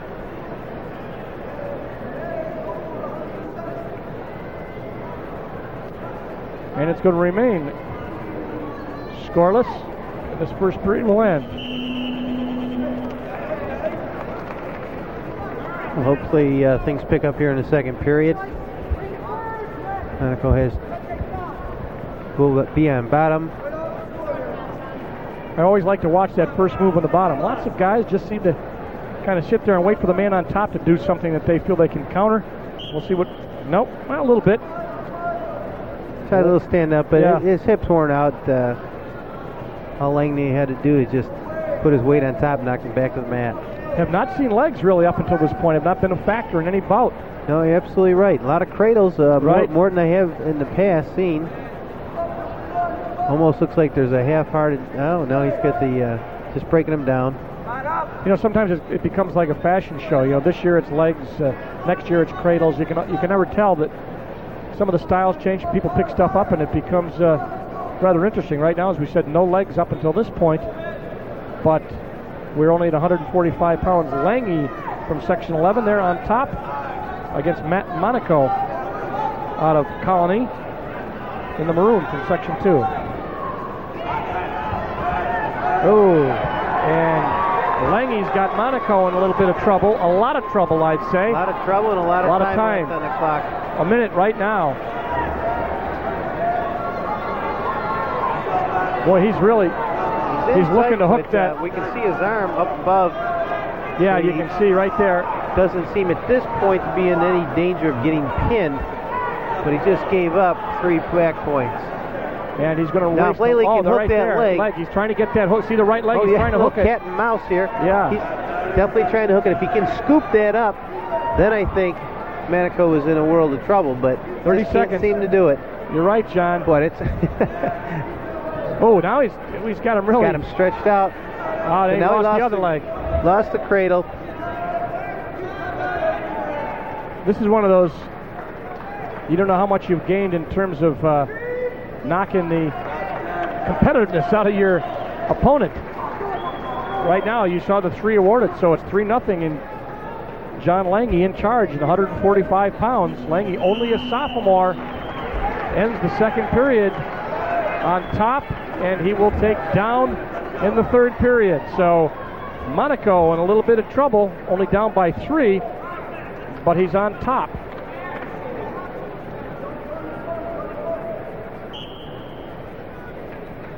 There's a good look at Lange as he took Monaco and put him in the position that he spent a lot of that second period. Now 4-0 as Lange got up, and they are in the stand-up position again. So Lange, I can see why he's a sophomore. He was 27-0. Impressive to have a sophomore even make it here, much less make it to the finals. But 1:20 left, and Matt Monaco, the senior from Colony, has got his work cut out for him. If they go out of bounds, and they go out with Lange shooting. 1:12 left. There's a good look at Monaco. Lange, kind of half-hearted shot, but then got it, now really ties that leg up. Nice move. Nice change of direction with his hips. Past Monaco to the mat. Under a minute now, 56 seconds, and when we go to the cradle, he's out to the side. He loses the lock. He doesn't fool around, does he, this Lange? No, he doesn't. I noticed that when he came off the mat in the second period, he knew exactly where he was on the mat. He said, "I'm going down, ref. Yep. I'm down this period." Very business-like. Yeah, it's just kind of another day. Not a lot of emotion, just another day on the mat here, and 30 seconds away from winning a state championship as a sophomore. Got to be impressive, and another one of those Section 11 wrestlers, Suffolk County. Well, they may set a new meet record as far as points, total team points, right? Under 15, down to 13 actually, and Lange just keeps on putting the pressure on Monaco, and that's going to do it. Right now, you're going to find that John Lange, as a sophomore, wins the New York State Championship, 145 pounds in impressive fashion. So Monaco not able to do it. The senior loses to that man right there, a sophomore, and we'll be right back in just a minute.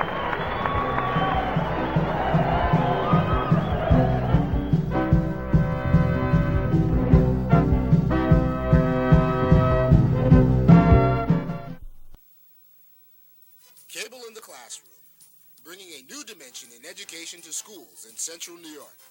Educational, commercial-free programming is being used as part of the classroom lesson plan, supplementing the traditional school curricula to promote academic excellence. They're starting to look at television as a source of information, and they understand what you're talking about, whereas 1,000 words just can't do it. Cable in the Classroom, giving students a new vision of learning. Will they get the play away? They just do. Timing pattern and a touchdown. Shelby Hill.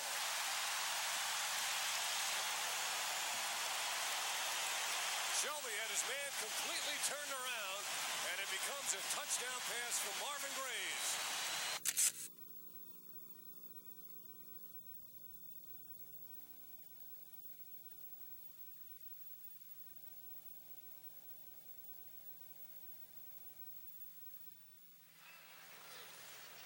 We're back, 155 pounds. Interesting matchup here from Canton, New York, Section 10, Mitch Clark. And Mitch Clark, 37-0. John, 30 pins. He was 4th last year in the States. A very experienced wrestler against Jason Kraft, another one of the Section 11 team from Sachem High School, who's 26-0 and 21 pins. Kraft on a single leg doesn't follow up on it. Get the takedown. Clark taller and leaner than Jason Kraft from 11. Only by a foot or two. Yeah. He's a long kid. Section 10, not a section that produces on a yearly basis a lot of state contenders, but Mitch Clark took a 4th last year. He's only a junior, and he is working like heck against Jason Kraft. And Kraft trying to get his toes in bounds. Yes, he gets 2 as Jason Kraft able to keep his feet in, John. Well, that was great. He just held his position and said, ref, take a look. I'm still in bounds. 2 points. There is a good look at Jason Kraft. Here it is right here, Dale. Watch his toes. They're going back out of bounds. Jason Kraft stays up. Knees don't touch. Perfect. Yeah. Great camera shot. 2-1, but Kraft, after giving up the point, goes right after the long leg of Mitch Clark. Oh, he was in quick. Clark had all he could do just to react to it. 4-1 now as the takedown is given to Jason Kraft.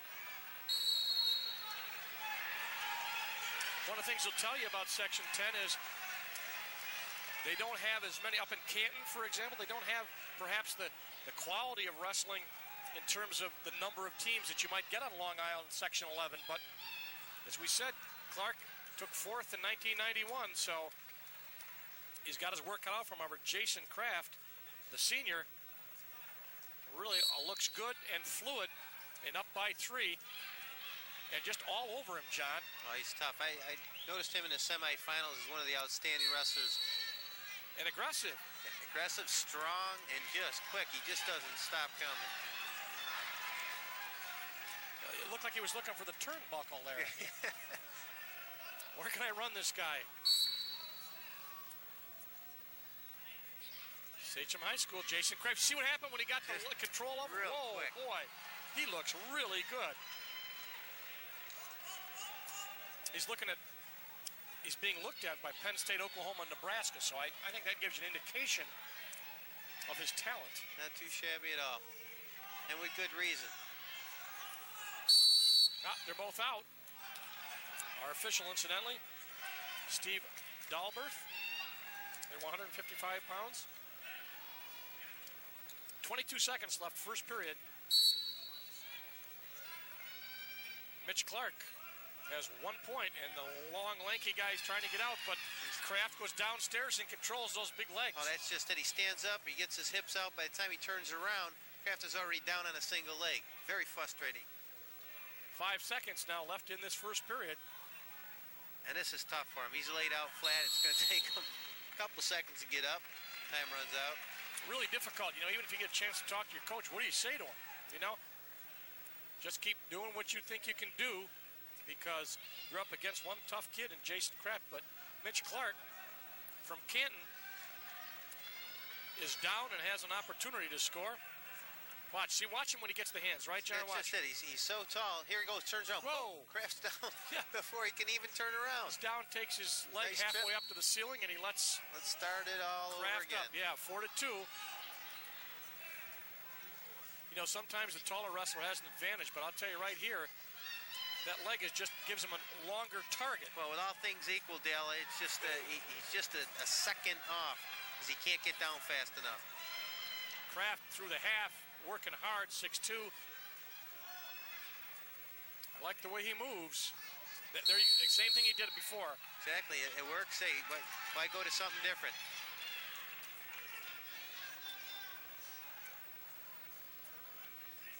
Two-time freestyle champ, Northeast Regional champ is Jason Kraft.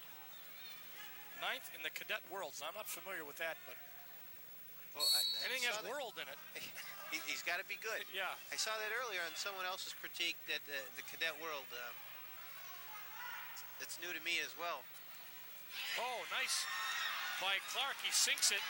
Well, he's in deep, but can he finish it? Kraft being really quick.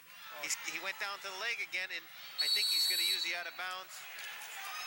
Whoa, that was the closest Mitch Clark has gotten to a takedown as the taller, lankier wrestler from Canton, not able to get the point. Look at the ankle pick. Well, he stepped back now as he came forward.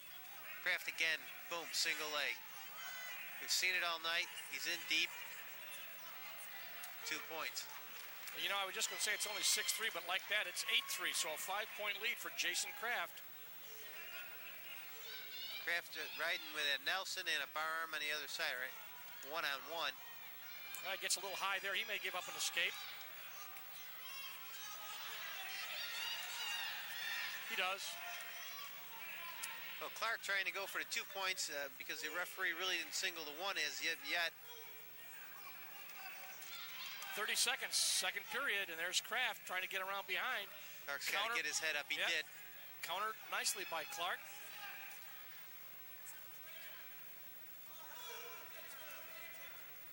There's 2. 10-4.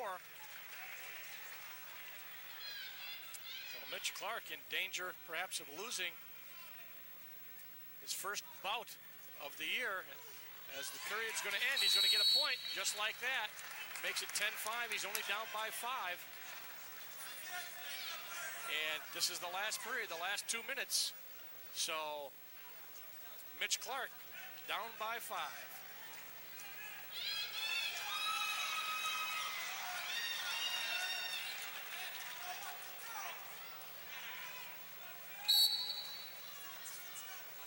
Unusual jump switch, didn't get it. Yeah, now those long legs, he stepped over and held him right down. Well, this side, I think what Clark wanted to do all along, maybe get those legs involved. He's running a power half. Well, he's got those long arms, too. A lot of leverage. You're right, Dale. If he can get him over. Kraft looks away. Doing what he has to do, keep him getting turned over. Boy, he's got a long arm. He's just wrapping it around Kraft's head. It's like Plastic Man in the cartoons. Trying to stretch him out. Oh, out of bounds. Force him over. I tell you what, he's given Kraft all he can handle here in this last period.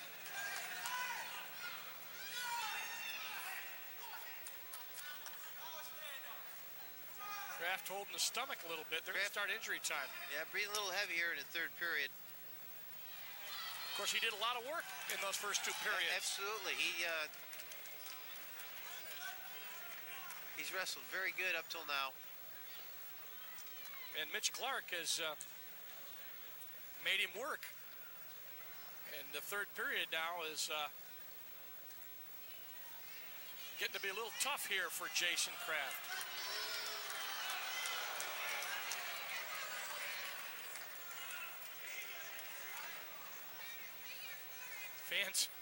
Fans a little upset about Jason Kraft getting the time off. A wee bit of mixed emotions there.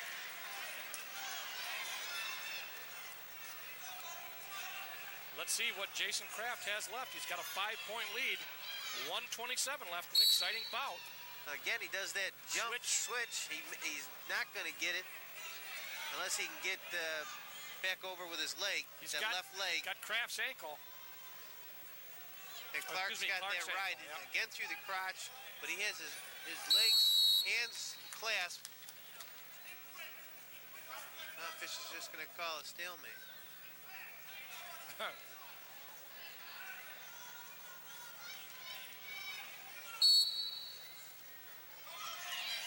to the side with that power half again, Dale. Yeah, he's got just about a minute right now in order to do something. Well, Mitch Clark. Leg gets fired in from the far side, which is it's a surprise. I thought I'd see that in the first or second period if he was on top. Unfortunately for him, Kraft caught it halfway through and now has the ankle. And the leg is not in. Leverage. You can't stretch Kraft out. He does have that power half again on the right side. Well, he's losing. He's got the headgear. Potentially dangerous. I believe so. So Kraft, who's really wrestled so strongly for the first 2 periods, but that was before he had Mitch Clark on top of him. That's right. And I think that's where Clark probably won a lot of his matches through the year with 30 pins. Once he gets up on top, he's a whole different kind of animal. 30 seconds. He's got 30 seconds, and Jason Kraft is going to get out. Yeah, he's going to get one. Clark not giving up, though. Like to see it. Coming in, he's going to get taken down for 2 points. But he cannot get any back points. He wraps that long leg around, now out of bounds. Wrestlers supporting points out of bounds. So it's now 13-5. And a little bit of desperation by Mitch Clark, but he had to do something. That's right. Tried to make up a few points. The only thing thing Mitch Clark, if he ends up losing, can say is, I'll be back next year. He's a junior. He'll be 37-1 if he loses to Jason Kraft.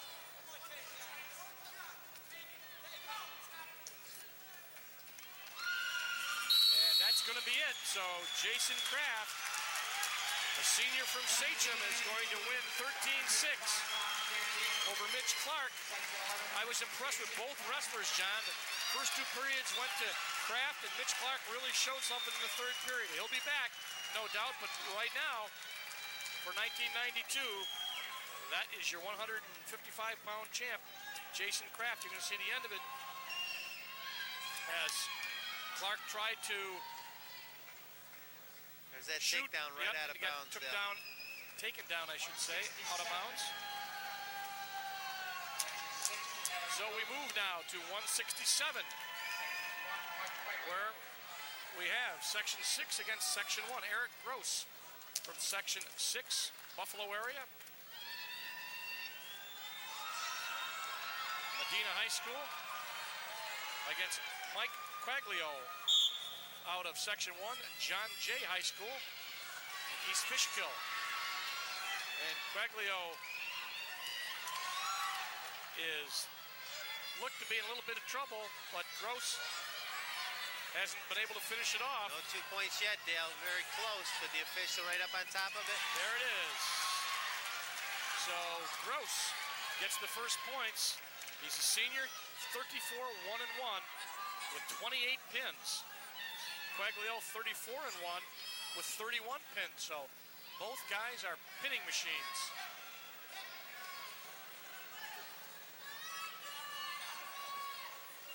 Quaglio has been accepted to West Point Prep School. So they go out of bounds. Quaglio from Section 1 in the light blue singlet. Gross with that big Section 6. There's the replay of the takedown by Gross. 1:16 left first period, 2-0 lead for the wrestler from Section 6. Quaglio up, he's got the hand control. Yep, they're going to give him. Well, I think if they confer, it might be a point. John Trusello, the official, his assistant, Mark Jones. And it is 1 point. You know, that's why they have the two officials. They can confer. Oh, boy. Quaglio got in quickly on Gross. Is he going to get two? Well, look at his toe. See, he's trying to get Gross with a whizzer up there, and I don't think he's going to give him the points because of that. Yeah. Good call by the official. Quaglio's knee hit out of bounds for a second, and that stopped it. 167 pounds. Both guys very active here in the first period. Quaglio, is he going to get anything there? Well, he's in deep. Yes, he's got two right there. Goes to a Navy ride.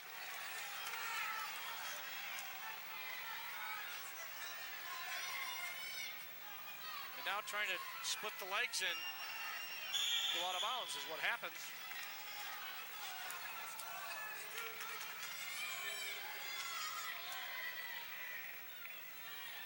32 seconds left first period. You see the score right there, 3-2. Got a uncooperative wrestling shoe.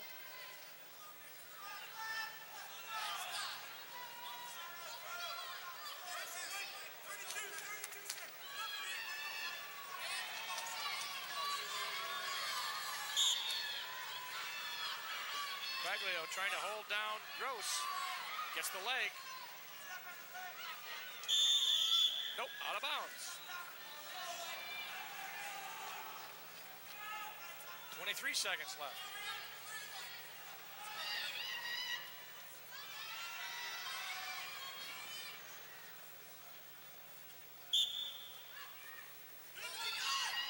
Gross with a sit out, turn in.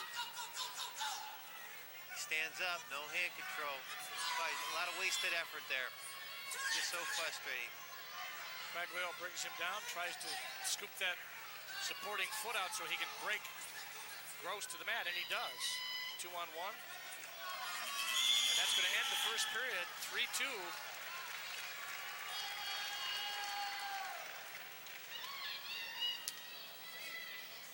In favor of Quaglio.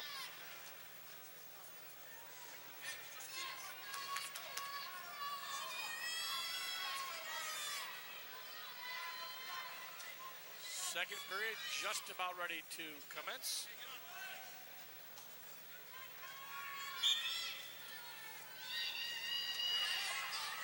Gross tried to switch, and Quaglio, like he saw the script earlier today, stepped to the side, countered it perfectly. And, you know, he stayed off his knees too. He was on his toes and put a lot of weight on him, and he's got Gross in trouble. Boy, nice easy back points.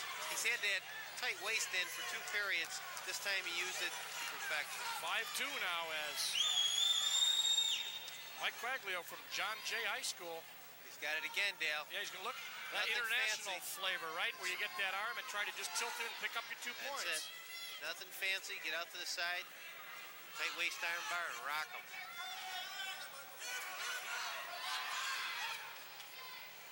He snaps him back.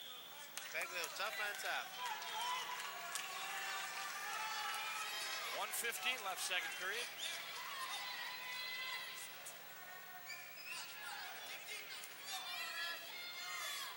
Gross off the bottom, has to get that hand control. And take a look right here, Dale. Here's the tilt. He's got that arm bar and tight waist. Yep. And he's hasn't done anything differently when we come back to live action. Back to live, and we're going to see the same. Yeah, it's going to look like not much different. See right there? Just came back to his base, but he gave up 2 points. So we got 2 more back points. 7-2 it should be, and it is for Quaglio. Out of bounds.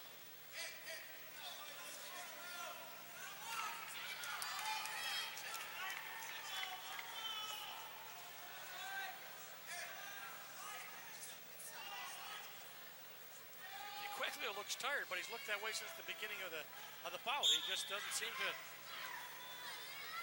I think these heavier weights get so nervous by the time they wrestle. They are worn out by the time they get out there. Hyperventilating. Oh, look, leg, trying to throw a leg. Quaglio not able to, so he goes back to what's gotten him where he is. That's a tight waist or a 2-on-1 and a lot of muscle. And that man, Eric Gross, getting a little bit tired, I think, of having Quaglio tighten him up, trying to tilt him. He's had to fight off his back twice, but that tight waist, it's tough to do. You just can't bridge away from it or peel it off. You just keep fighting it. Again, he stands up, no hand control. He may get lucky here. Yeah, he's getting closer. As he comes to the mat. Step over. Oh, look at that. Nice. Great counter. He's going to have to turn back in a second, or he's... Yeah, he's very close to giving up the points right there. He turned around. And Quaglio still has the leg wrapped. 10 seconds to go.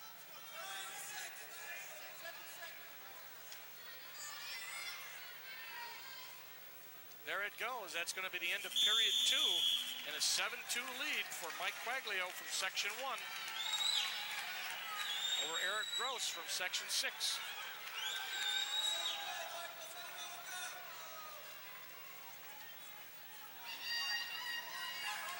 Pops those hips up in the air. Quaglio brings him to the mat right there. Gross has a switch. Watch him step. Watch him step over. Just as he thinks he may get the 2 points, step. Yep, right over. Just what you're supposed to do. Psych. Yep.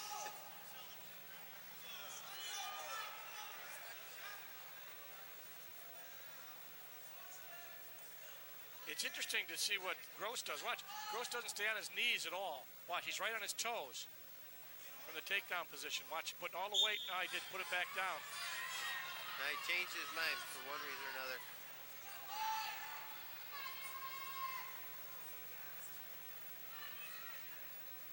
As an opportunity for a leg. Looked like he was going to throw a half, and Quaglio was going to try to roll him.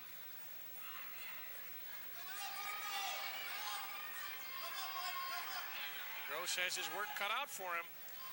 The senior from Medina High School. He's riding with a 2-on-1. Now it's a 1-on-1. Power half to the other side.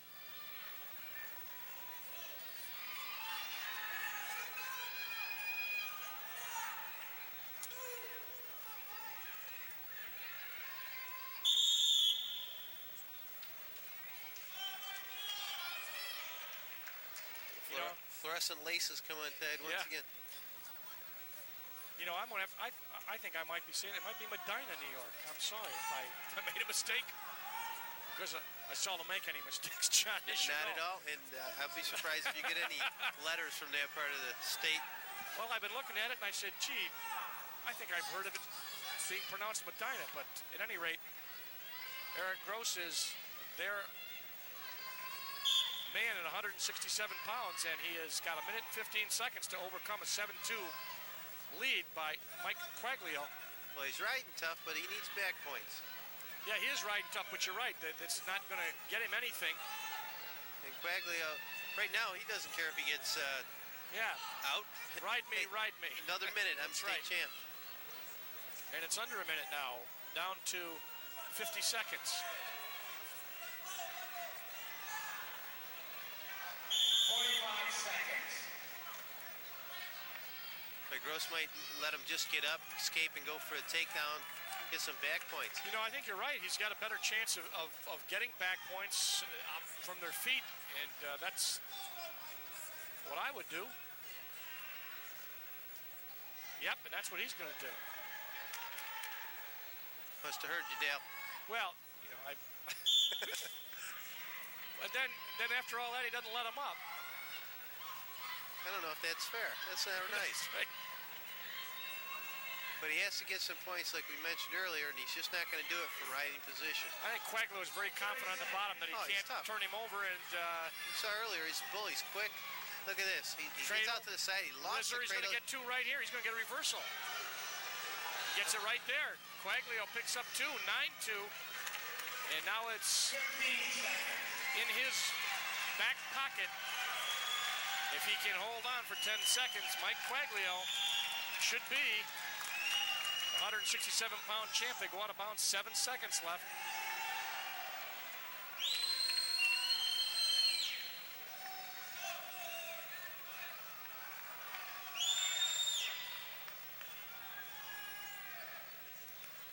There it is, 9-2. And Quaglio is going to get on and hold on for 6.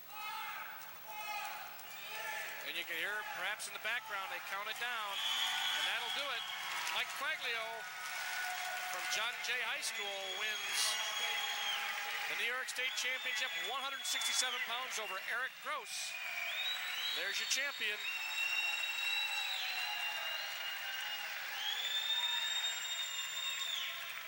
There's the... Goes out for that cradle, kind of weak. He sneaks his head back out, and he will get the 2 points himself. And there it is, right there. The final nail in the coffin for Mike Quaglio as he decisions Eric Gross. Now, move to 177, and this is the one people have been buzzing about because Kerry McCoy from Section 11, has been touted as the most outstanding wrestler. His opponent will be Ryan Hammersmith from Section 6, Clarence High School. Clarence, New York, who's 32-0. McCoy, 27-0. And a lot of people impressed with this kid. I remember last year he was in the state championships, the finals, and lost by 1. And McCoy was not pleased with his performance then and said he'd be back, and here he is out of that Section 11, Longwood High School.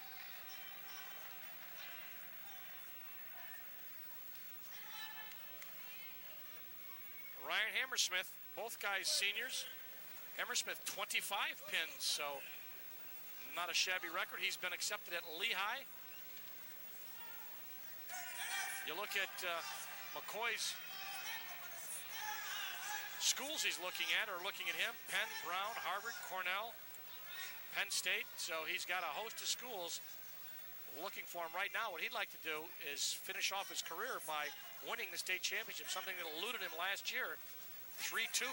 He's in deep air, but he's running out of mat.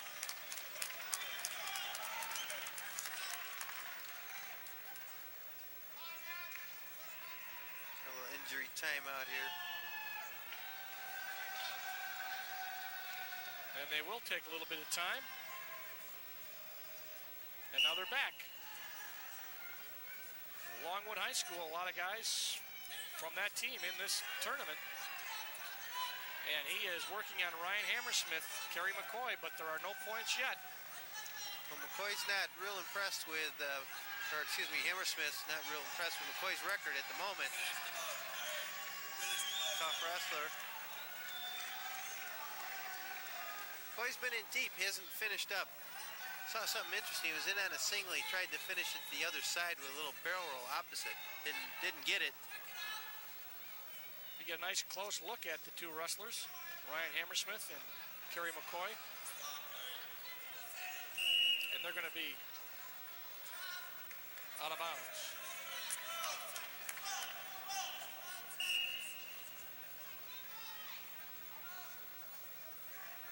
McCoy, out of his 27 bouts this year, 23 were pins. And the first period ends, 0-0.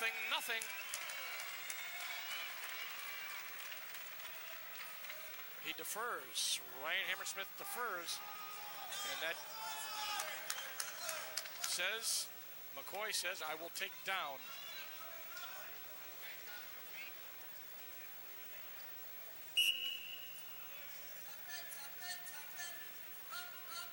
Hammersmith trying to hold down Section 11's Kerry McCoy. McCoy, no move off the bottom, Dale.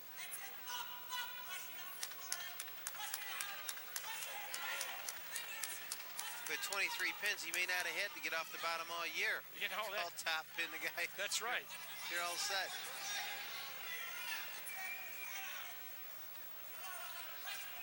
And McCoy trying to force that head down. Yeah, he's not standing up, no hand control. That would have been a blessing if he could have pulled Hammersmith over the top that way.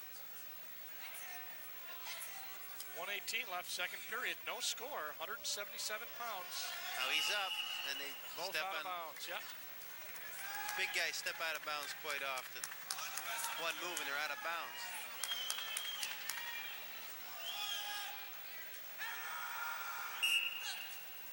Switch, 1 point. Nice switch. You get the. Well, they're not calling the one because he stepped right in and almost got the two. So watch his leg. Yeah, they check out Hammersmith's leg. Boy, he has him up in the air. He's got to take him to the side. Oh, nice little move. back door. Yeah, there's the two. Our official, Vince Pepitone. Assisted by Steve Delbarth.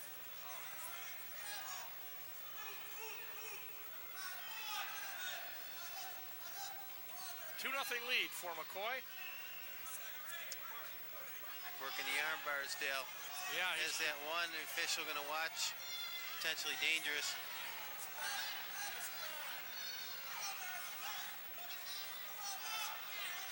Boy, he's got to stretch him out, Dale. He's not going to be able to take him up that way. He's going to have to, and which happens more times than not. Yeah. Boy, it's a split second, too. They gave him 3 back points. I didn't see.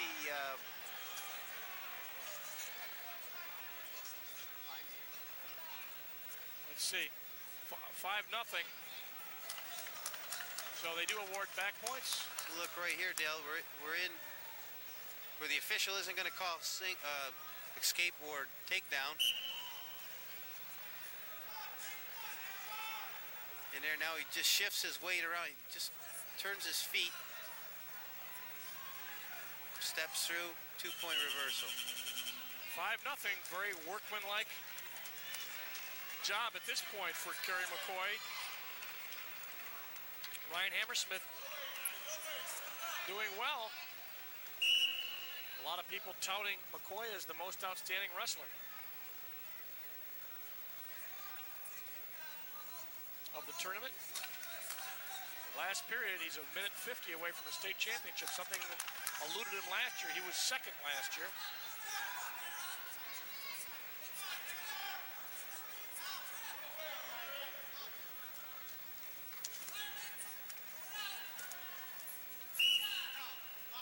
Nothing, they go right out of bounds in front of us. Remains 5-0 in favor of Kerry McCoy. 11, and Ryan Hammersmith from 6 not able to score thus far. Boy in deep. That single changes over to a double, comes up top, got a body lock, but steps out of bounds. Looks pretty smooth, McCoy. He does. For a big kid, 177 pound, he's moving very fluid, like a lighter weight 26-pounder would. At this way, you think he'd get some grunt moves. We haven't seen any of those. No. What do we got here? Stalling warning on Hammersmith. Well, that might be what Hammersmith needs because he's going to have to get going. Oh, and like that. He's got to bring McCoy down. He's got the 2. But he's not in a real good position. No, it's 50-50 right now. 5-2. McCoy can come out of here. He's trying to roll him. Little Peterson. But he may abandon that and come up with something else.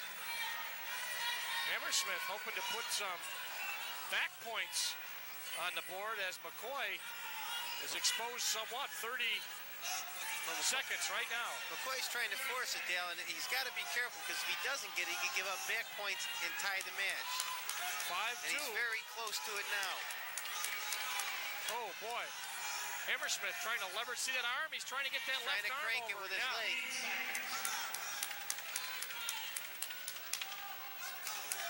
And Kerry McCoy has got 6 seconds left. He's on his knees. I think he's going to be able to do it. So Kerry McCoy will avoid any last-minute heroics by Ryan Hammersmith, who wrestled very well against one of the best wrestlers in New York State. So Kerry McCoy will end up decisioning 5-2 over Ryan Hammersmith from Clarence High School in Section 6. There's your winner, Kerry McCoy. We move to 2:15 now. Talk about the big guys. These are the big guys. Casey Lamb from Section 5 out of Victor High School. And Jamie Huntington out of Whitehall High School, Section 2. Both guys undefeated. Lamb 36-0, Huntington 38-0.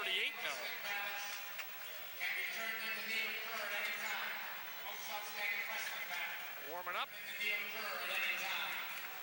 and getting set. 215 pounds.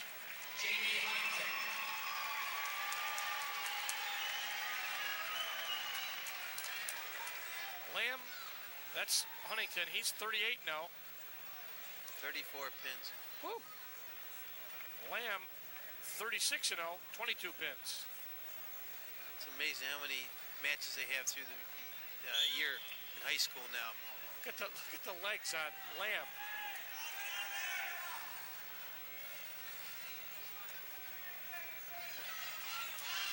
Single.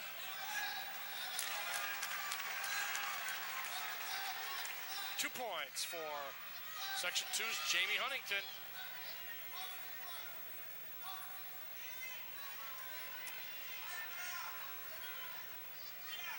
.30 seconds gone in the first period. 30 seconds, and Huntington on top by 2-0.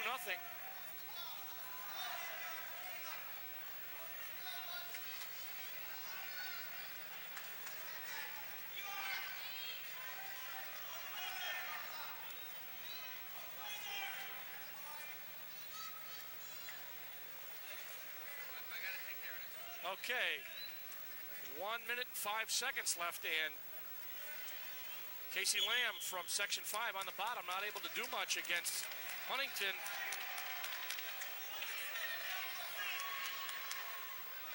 Huntington a bit taller, and not at all the chunky guys they used to send out there years ago. No, those days are all gone.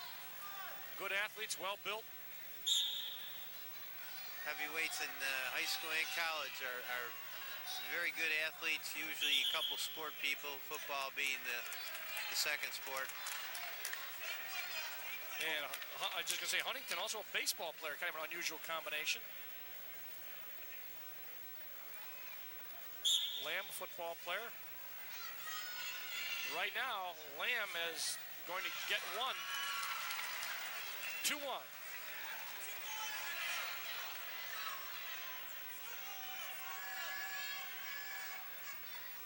Both guys very strong. Good solid base on Lamb. But Huntington, perhaps the more aggressive of the two. Well, he's a little taller, Dale, and he's got that underhook, and he's trying to use his leverage a little bit. He is pushing him around the mat, but not scoring any points.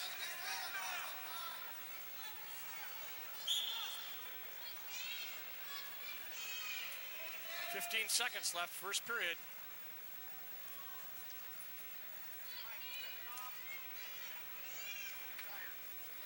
There's that underhook again. Boy, he dropped down and picked his leg. I don't know if he got it in time. Did he get two? With the official. At the buzzer. He is going to give him the 2 points. That was a great takedown. 4-1 now, as Huntington pulled 2 points right at the buzzer. 4-1 the score. Section 5, Casey Lamb from Victor High School, Victor, New York. You'll see him right there in the purple from Section 5. Take a look. This is what he's been trying to do all period. Jacks him up and then boom, drops down for the takedown. All he did was pick the leg and push into him. Back to live action. 4-2 still by Huntington. But I've noticed Lamb seems to be becoming a little bit more aggressive. That he is.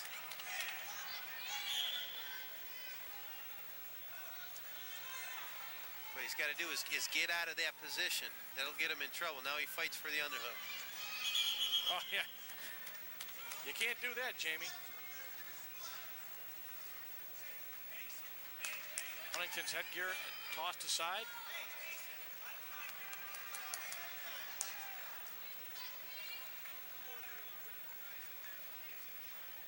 Puts it on, set for the last 134 of this second period.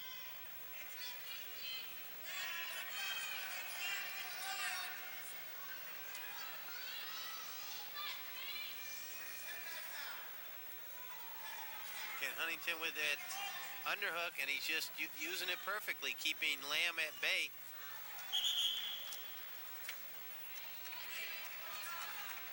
There's the big 215-pounder from Whitehall High School. This time Lamb, nice setup, shoots in, but didn't dare get caught under there.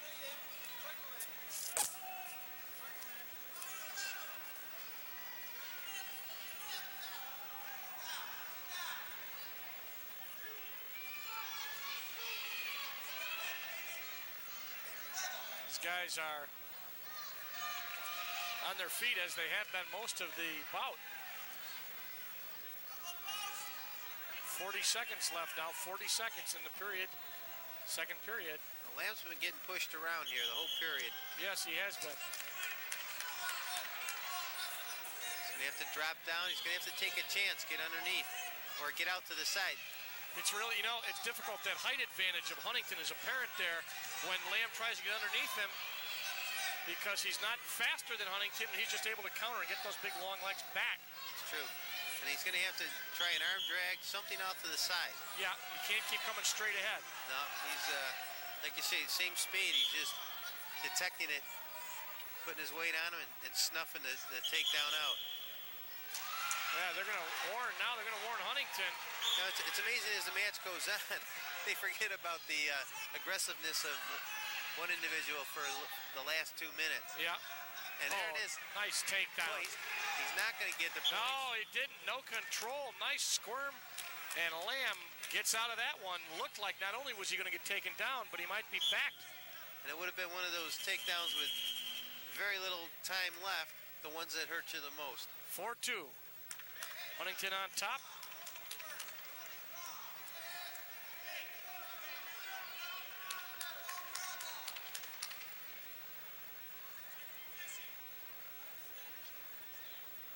Let's see what Lamb can do on top. Ankle control. He's got to get some back points. He flattens Huntington out. You would think Huntington would be able to get up. That height advantage. Oh. Well, he left that ankle there, and Lamb picked up on it.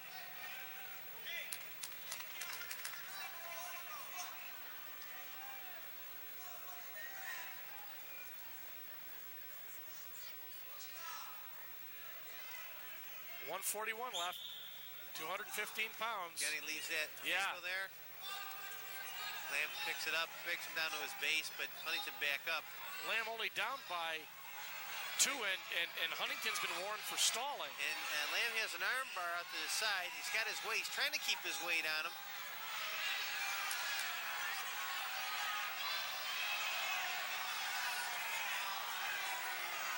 But as we mentioned earlier, riding him won't win the bout. He needs to get some back points. People looking for a stalling point here against Huntington. The senior from Whitehall High School has, I think, got to make more of a move on the bottom. This is true, but it's tough to get to your base when you have one arm up behind your back. I found it very difficult. No, Well, he got 1 point there as they let him up 5-2 now. But Lamb going right after Huntington and hoping to get the big move, the 5-point move. He's got 1 minute to do it. Well, a takedown and some back points will win it, even a 2-point combination. Yes. This helps the cause. He gets a stalling. Takedown ties it. Yep.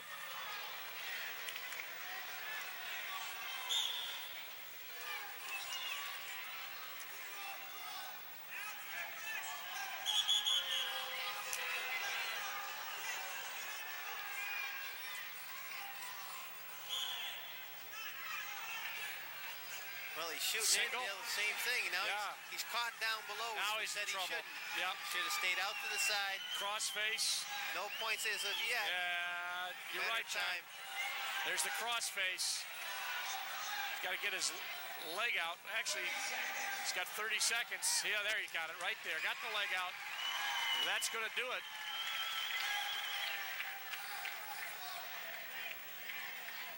(7-3) the lead for Jamie Huntington on the Whitehall High School from Section 2.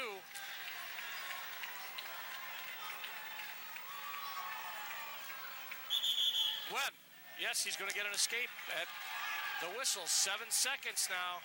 No, I thought he gave him 1. No, he just indicated who was on top. My mistake. 7-3.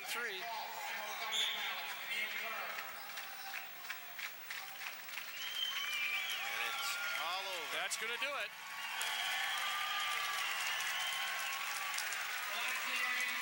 So your 1992 215-pound champ, Jamie Huntington from Section 2, Whitehall High School. He decisions Casey Lamb 7-3.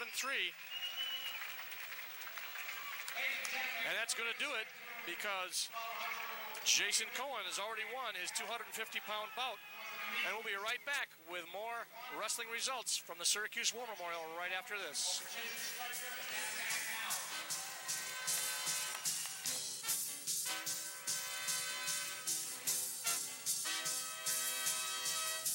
The most common warning sign of skin cancer is an odd-looking mole. No, don't get burned. A message from the American Cancer Society. Before going out in the sun, apply a little block to your face. No, help rub out skin cancer. A message from the American Cancer Society. If you want to reduce your risk of skin cancer, get a little shade. Don't get burned. A message from the American Cancer Society. Cable in the Classroom, bringing a new dimension in education to schools in Central New York. Educational, commercial-free programming is being used as part of the classroom lesson plan, supplementing the traditional school curricula to promote academic excellence. Well, we are firm believers that children have many different learning styles and that this maximizes many of the learning styles they have. Cable in the Classroom, giving students a new vision of learning. So all the individual titles have been settled here at the War Memorial, but a couple of things need to be settled. And John, one of the things I think most people are interested in, what about the sectional matchups? Who eventually won?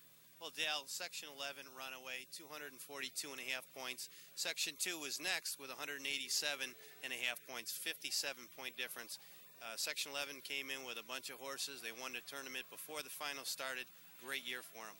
not really a surprise for Section 11, but what might have been a surprise, Kerry McCoy coming in, perhaps the favorite to be the most outstanding wrestler, did not get the most outstanding wrestler award. As a matter of fact, Jason Kraft from Section 11, 155 pounds, won the most outstanding wrestler. He had a great match against Mitch Clark from Section 10. He won 13-6, and a lot of people a little surprised, but Jason Kraft did a great job. Super job today. Pressure was on McCoy to do a great job. It sometimes happens. Absolutely, and we're going to have some guys back next year. Lange, only a sophomore, has won in 145 pounds, so there's going to be more great wrestling next year. For John Janak, this is Dale Dreipolcher saying, see you next year.